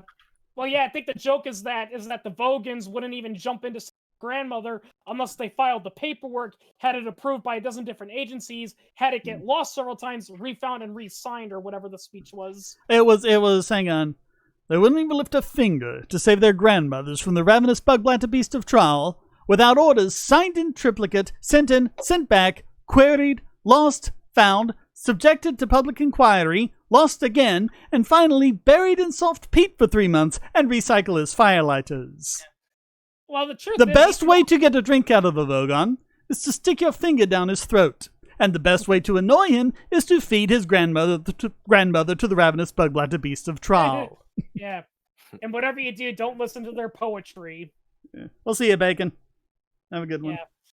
It's the third worst, but the worst was destroyed when the Earth was. So. Yeah, apparently that was a jab at a personal friend of the guy of Douglas Adams. Yeah. Yeah, Douglas Adams. Because if you listen to the radio series, he gives his name. It's like Paul Neil Mel Johnson or something like that. Yeah. And after that, they changed it to like Paul and Nancy Millstone Jennings or whatever. You know. Because the joke had warned. Oh, and also the probability of you know, the Earth being or being ejected out of a spacecraft and being picked up, the probability level of that was the phone number, was an actual phone number of one of Douglas's friends that he did kind of as a joke. And at one point he told the baby, yes, it is a phone number, but the guy who lives there now has nothing to do with hitchhikers, so please stop bothering him. Yeah. But it was an actual phone number he did Yeah. as a prank on one of his friends. Yeah, Shane, I actually once thought of an idea for a faction for the Hitchhiker's Guide to the Galaxy. It's like a warlike race, and they're obsessed with building weapons, and their perpetual belief for why they have to build all these powerful weapons that are capable of destroying entire solar systems is, well, if we don't develop them, our enemies will. And they're so obsessed with trying to make sure everything doesn't go wrong. They once spent a crap ton of money trying to develop a device that can defeat a towel. Yeah. Yeah. Yeah, it's kind of Well, hey, towels are so useful, you know. The best way to survive the galaxy is to be a hoopy fruit who really knows where his towel is. Yeah. And the joke with this warlike race is the reason why they have a history of winning is not because they're good tacticians, but because they have so much resources and manpower, but they're so wasteful with it that basically the planets they fight eventually just give up because they're like screw it, we can't do this anymore. And then they're like, oh, see, we're master tacticians. Yeah. Yeah, I mean, I'm pretty sure Douglas Adams could do it a lot better, but it's but it's supposed to make fun of, the U.S. militarism. It's pretty funny. Even though Douglas Adams claims that his book is very apolitical, a lot of the stuff in there greatly reflects about how a lot of British, government agencies work, like especially with Vogons and whatnot. I've heard a lot of people say, the way the Vogons behave, that's often how it is in the UK healthcare when you're trying to get some new medicine. It's like, yeah, I saw a doctor and he prescribed me antibiotics. It's like, okay, sir, you just got to sit there, file out this, wait in that line, file out that. Yeah, file out. Well, that. yeah, a lot of that was based on his own experiences. Yeah. And I don't even know if it's true or not, but apparently the line in the movie apparently, where the Vogan says, you had every, you could have, protested, the design if you pricked it at the right time. Apparently, according to actress, one of the writers told her he based that line off of something the DMV told him because they charged him for filing something late, and he's like, but I didn't know it was late. And he's like, well, did you come to the DMV on the certain date to see it? It's like, no, because I had no incentive to. Yeah. Yeah. And there was one thing where, his flight got delayed at Heathrow, and he ended up writing about this in the second radio series. But it was like they were they had to wait for like the food inspectors or something like that to get the food on board so they could serve the meal. And by the time they got it on board, then they could have already been eating meal at their destination if they'd left on time. Yeah. Yeah, I mean, just crazy stuff like that. So of course he writes it where, the plane is actually thousands of years late. Everyone's in suspended animation and they're waiting for lemon-soaked paper napkins. Even though civilization has been destroyed, the computers that run the ship think that one day civilization will rise again. One day there will be lemon-soaked paper napkins again. Until then, there will be a short delay. Please return to your seats. Yeah. South Park also kind of did that joke one time, where all those spirits are supposed to go into the afterlife, but they can't move on without Michael Jackson moving on. And, and they're like, look, we could tolerate waiting here for a while if we could at least, serve beverages or go to the bathroom. It's like, no, we can't do that. You're on an active runway, even though the plane's not moving. Oh my God, JC, they criticize the NHS all the time when they don't think foreigners are looking in. They made cracks on them all the time in Torchwood. And like back in, I think the late 70s, there was this sitcom called Only When I Laugh. There was about 3 patients in the recovery ward of an NHS trust and about how badly run the hospital was and everything. Yeah, even Monty Python made a few jabs at, the British, at the British system. In fact, well, there's that one in the Flying Circus where they're having the guy fill out all the paperwork, even though he's bleeding all over the place. He can't get in until he's filled out all the forms, and he's trying to fill out the forms while he's bleeding and his guts are spilling out. And actually, Monty Python, even in their Meaning of Life sketch, they even kind of mocked, the whole you got to have a gender neutral baby before it became a big thing because the woman gives birth and she's like, oh, can I see my baby? Oh, is it a boy or a girl? And John Cleese is like, don't you think it's a little too early to be assigning roles to it? Yeah, and they've got all those useless machines and contraptions because they want to impress the investor. Ah, I see you have the machine that goes ping. Yep, and we've got the most expensive machine in the building. And the purpose of the most expensive machine apparently is to be the most expensive machine. Yeah. Yeah. Although sorry Britain, the machine that goes ping, the Russians already beat you. It's called Sputnik. Yeah. That's what Sputnik was. Yeah, that's all it did. It went beep. Yeah, I can imagine. Yeah, everyone talks about how it's a great accomplishment in human history, and it's like, so, Comrade Engineer, what does it do? Oh, you like this cruise, Supreme Premier Khrushchev? We built the satellite, and it flies into the vacuum of space. What does it do? Does it scan radiation or detect asteroids? It beeps. It beeps. Well, do like the beeps mean anything? No, they just beep. Well, what had happened was, see, Russia was trying to get one up, and NASA was trying to get one up too. NASA was focused on getting up a useful satellite that actually did something.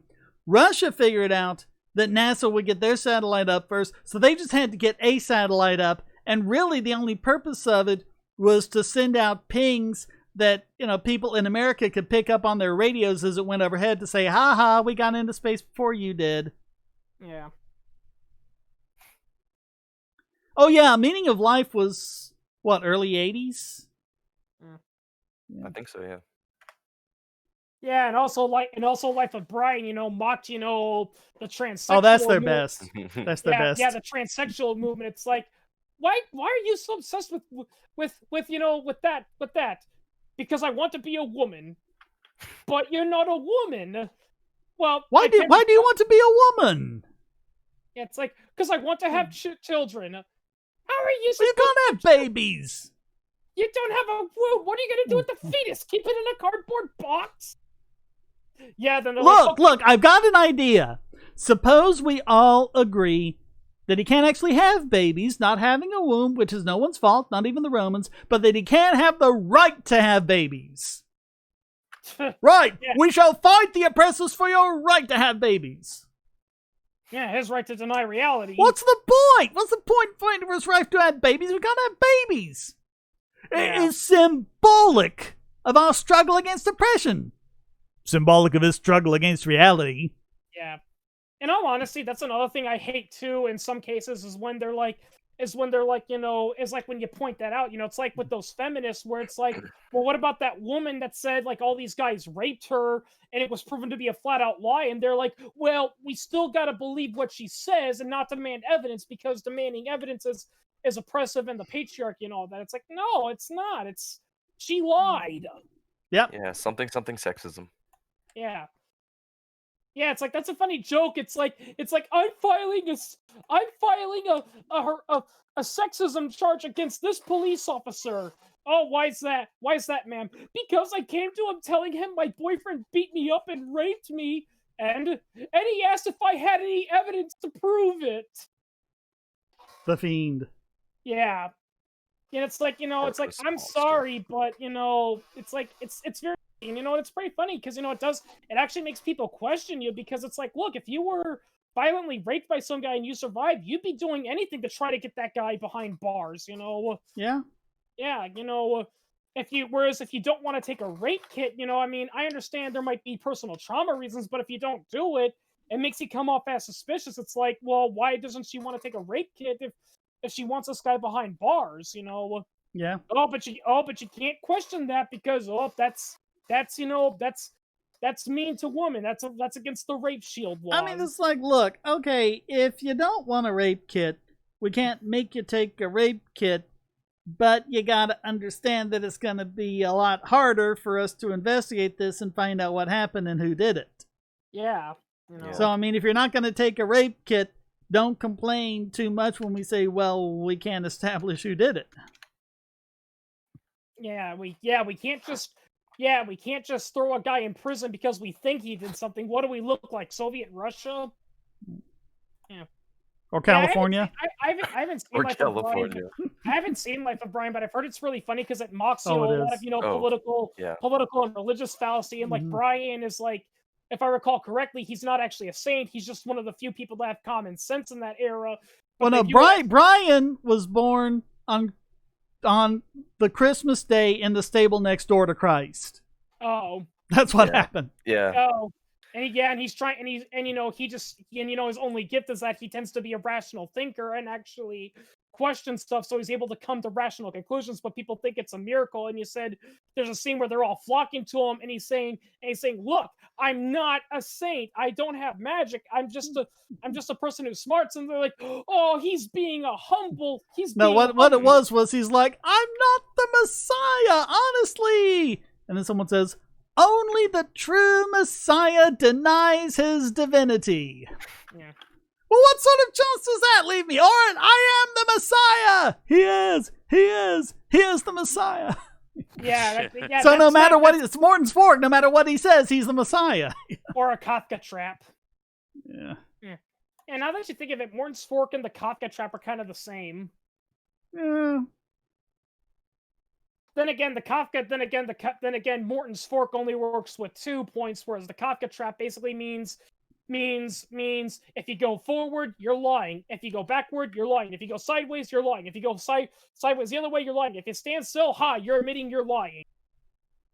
Well, yeah, all roads lead to guilt. If you don't say anything, then you're guilty because an innocent person would say something. If you defend yourself, then you must be guilty because the guilty person would make excuses for what he did, Yeah. So, it's hard to believe how a lot of bad parents use the Kafka trap. It's like, you did this, didn't you? No, Mom and Dad, I swear I didn't do it. Are you calling me a liar? Mm-hmm. Yeah. So That's Shane, the thing sorry. So Shane, do you plan on having higher tiers in Patreon? Or are you pretty happy with the system you have now? If I wouldn't want to do it unless I can think of something that's really worth it, if anyone has suggestions, I'm all ears, but if someone wants to pay me $20 a month to do something, I'll take it, but I can't really think of what I can do that'd be worth $20 a month to someone. But let me know if you have any ideas. Visit Shane Killian in his house once a month. It's one thing I'm shocked that people haven't made fun of yet: the Teamsters Union. Oh, good. Yeah, it's pretty funny because I was watching a movie. I was watching a behind the scenes fact about independent films, and apparently one of the biggest opponents of a lot of independent films wasn't the MPAA. It was the Film Teamsters Union, because they would often sabotage films because they were using non-union workers. Yep. Yeah, that's a funny joke. It's like the Teamsters Union. We are all about the workers, and if you disagree with us, we'll destroy your business. Well, and SAG makes it very difficult for independent filmmakers to hire. If you're going to work as an actor in Hollywood, you have to join SAG. If you then want to go and do an independent film, the indie filmmaker has to do all of these things to make SAG happy. Otherwise, SAG says, "Hey, actor, you're not allowed to make that film." Yeah. That's another funny irony about a lot of these unions. It's like, listen, you gotta be unionized, otherwise big business will take over you. Okay, fine, we'll form a union. Oh, no, you can't form your own union. You gotta join this union. Yeah, you can't make the independent film writers and actors guild. You gotta join the Screen Actors Guild and the Writers Guild. Yep. Well, yeah, SAG and the WGA, yeah. Well, yeah, Armitage, and fun fact, this is something that they don't teach you in history class, but a lot of the first labor unions in the United States, they were founded and operated by mafia groups. Well, and that's all tied in, apparently, with, Jimmy Hoffa's disappearance. Yeah.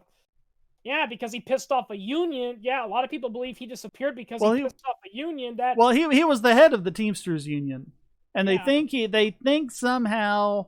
he either pissed off the mob or didn't do their bidding or whatever. Yeah. And the mob, he was the head of the Teamsters, and the mob was involved somehow, and I don't know the rest. Yeah, well, the mafia is like the Christian God. They work in mysterious ways. Yeah. That's kind of one of the great, American mysteries is, where's Jimmy Hoffa? Where's his body? Yeah. That and D.B. Cooper. Actually, while they obviously can't prove it because the guy is dead, they did find a guy who they're 90% sure was D.B. Cooper. Yeah, he was. Yes, they call themselves guilds. Yeah. Without a trace of irony. Yeah. Goodness.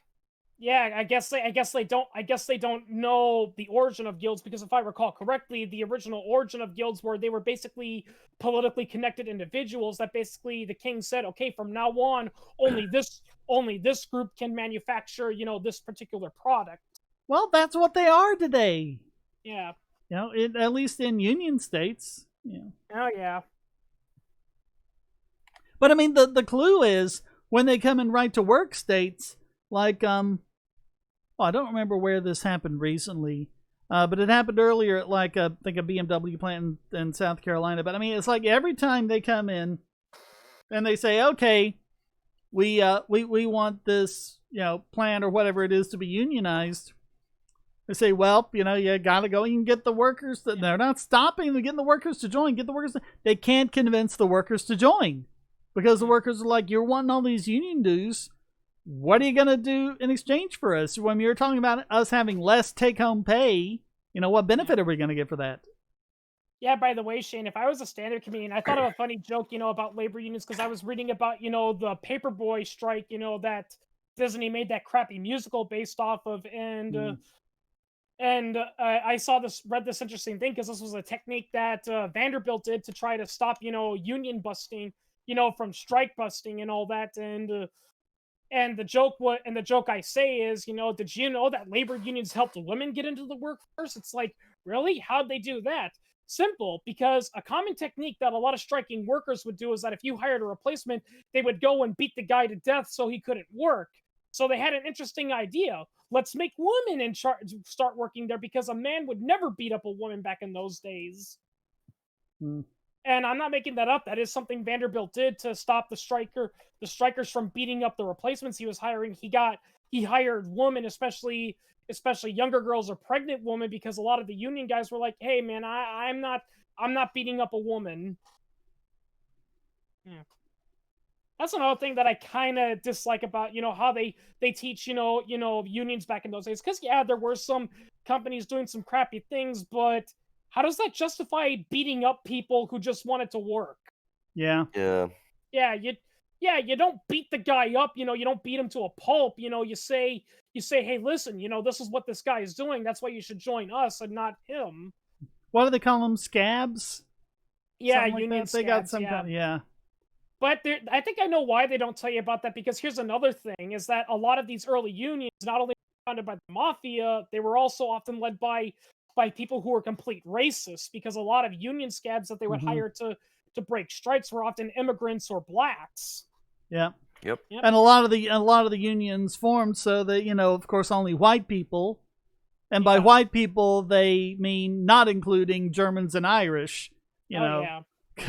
but proper Nordic white people could be members, and we'll exclude everyone else. Yeah, I think, if I recall correctly, one of the biggest guys who was a big into labor union and all that, he was also a pretty big racist.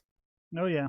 Yeah, the guy that helped found the Davis-Bacon Act, he was a racist, and that's the whole reason why he had the union rules put in place, was because it's like, okay, this type of work and that can only be done, with unions.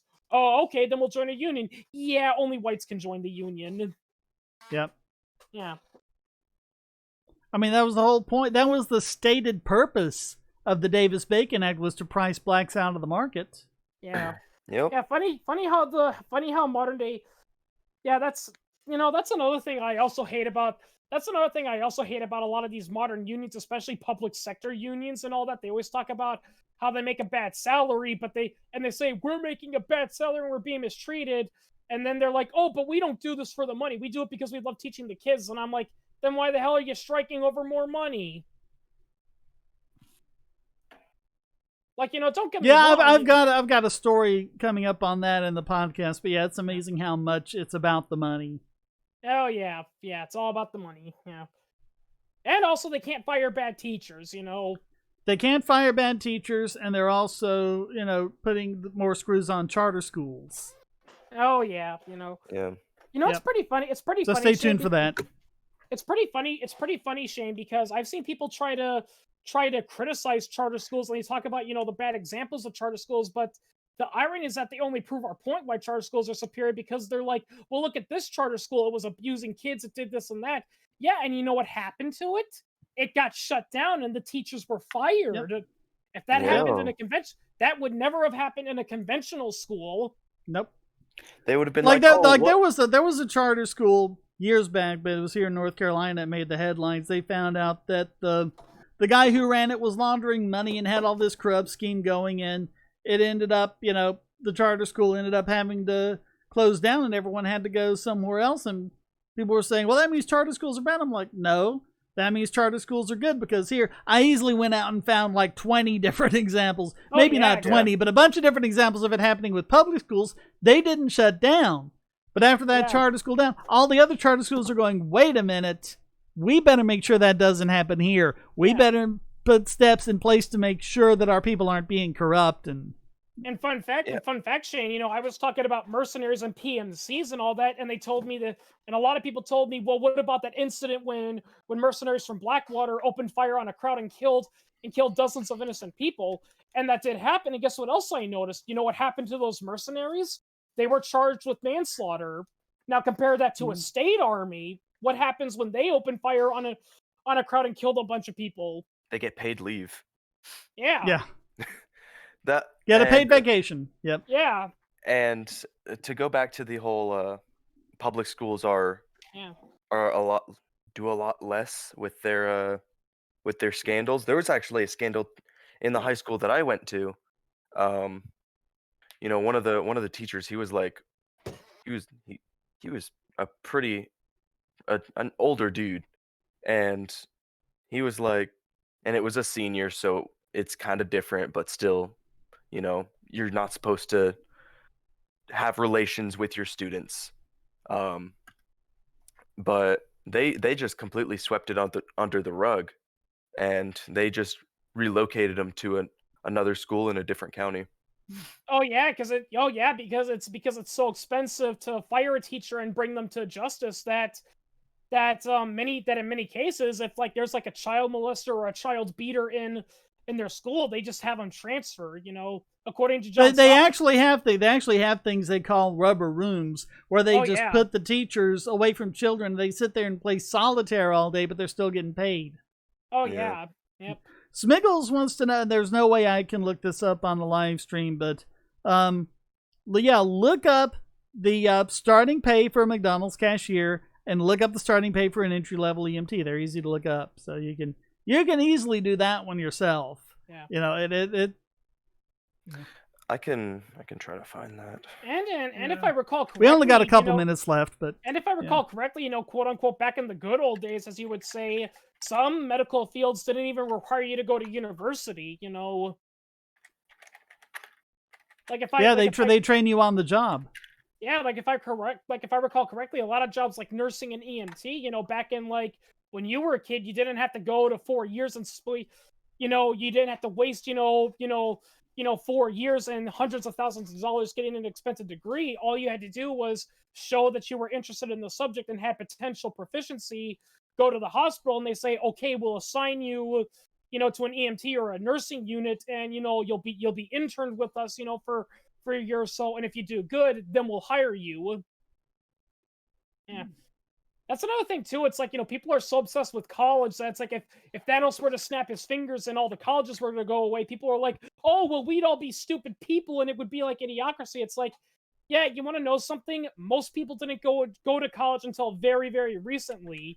You know what they did? They either went to work and got skills, or they went to the job they were interested in and said, listen, I don't know how to do this job, but I'm really interested and I want to do it. So if you give me an unpaid internship, I'll learn. Well, then when you did have a poor person who wanted to go to college, they could basically go to college with the money they'd make working a summer job. Yeah. Yeah. That was how cheap college was. Yeah. And some colleges, you didn't even need to pay to get in. So you could literally just walk in and pay attention to the lesson, and a lot of jobs didn't care if you actually got a degree or not. If you knew what you were talking about, they'd hire you. Yeah, you can sign up to audit a class. Most universities let you do that. You just say, I want to audit this class, and they won't even charge you if there's a space. Yeah. You know, they'll let you sit through it, and you don't get a grade, you don't get credits or anything, but you can sit in and... Yeah. Yeah, but as the Wizard of Oz pointed out, you know, eventually colleges became more and more involved in politics. Well, granted, historically colleges have always been political, but they got involved, and now we have all these people that are being forced to go, and yet they have no more brains than you or I do.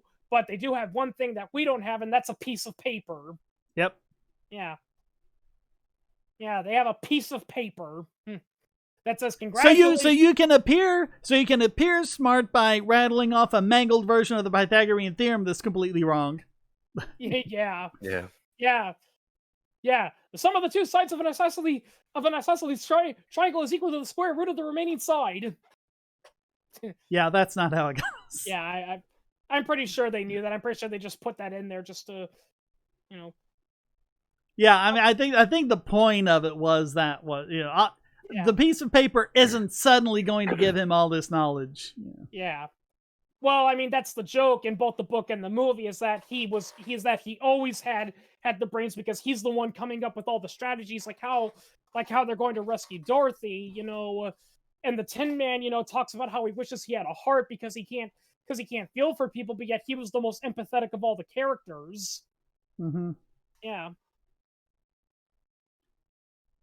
Yeah, you know, I mean, Yeah, and it was the Cowardly Lion who was ready to, you know, jump in and protect Dorothy. Yeah. Even though he needed some convincing in the movie. Yeah. Yeah, in the book, he was actually pretty vicious, and he was like the strongest, and like he said he was a coward, but when push came to shove, he would jump off a cliff if it meant saving his best friends. It's pretty. Oh yeah, yeah. The book was pretty unfilmable in parts. Yeah. Yeah. And actually, if I recall correctly, in the original book, you know, the Wizard of Oz points that out to these people. He's like, "Look at you, Scarecrow. You know, you came up with all these strategies to how to save your friends, so you're pretty smart.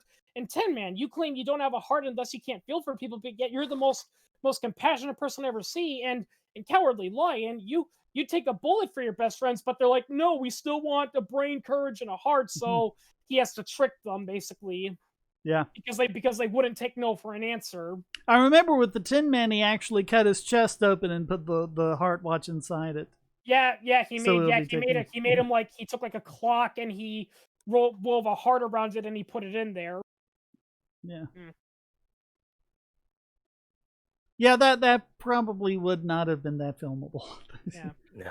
The kitty's ripping the Tin Man's chest up. Yeah. Well, to be fair, you know, a lot of people always talk about how it's like, oh wow, this original children's story was dark. Well, a lot of fairy tales and classic children's literature. Oh yeah. Oh yeah. There was a lot of stuff they did not shelter children from in that day. In fact, things like if you read like the 200-year-old versions of Little Red Riding Hood, it's pretty much an allegory about sexual predators. Well, yeah, that's what the wolf is. Yeah, if I recall correctly, in the original book, the wolf didn't want to eat Little Red Riding Hood. He wanted to sleep with her.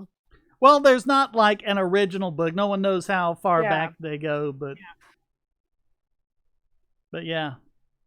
But in the Grimm version, it's pretty obvious that eating her is a euphemism for, Yeah, like, I mean, like, if I recall too. correctly, in the original Grimm, I mean, granted, it's not the original story, this is just how the Grimms interpreted, because the Grimms wrote down the most common form of the story.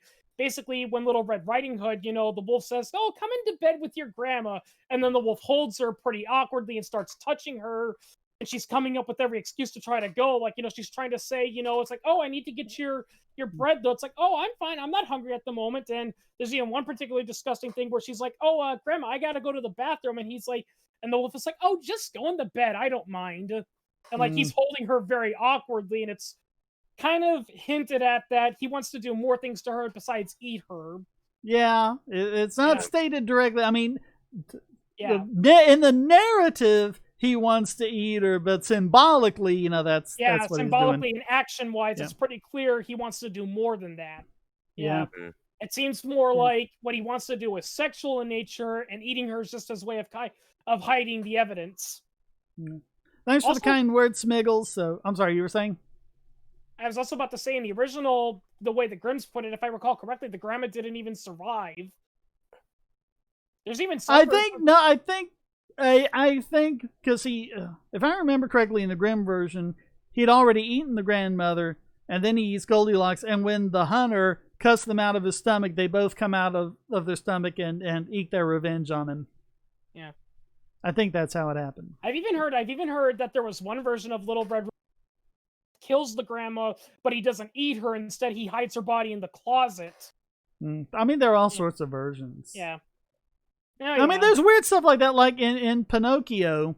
Yeah. And like, I think that was original. Was that Hans Christian Andersen? No, it was a book by an Italian writer. Okay. Well, whoever it was, in the original book, when Jiminy Cricket starts talking to Pinocchio, telling him not to do these things, Pinocchio squashes him and kills him.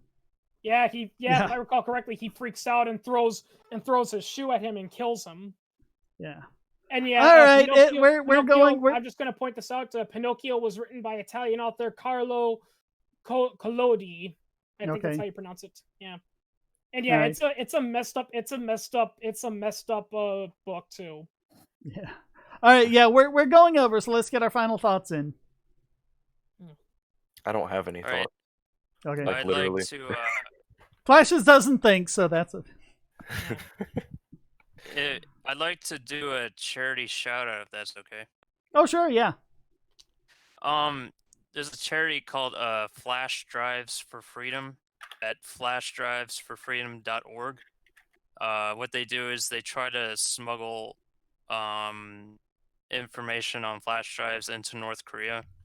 So they'll put in things that normally they wouldn't have access to, like Hollywood movies and books and things. That kind of the idea is to try to get the information about the outside world into North Korea, because North Korea severely restricts the kind of information that comes in from the outside.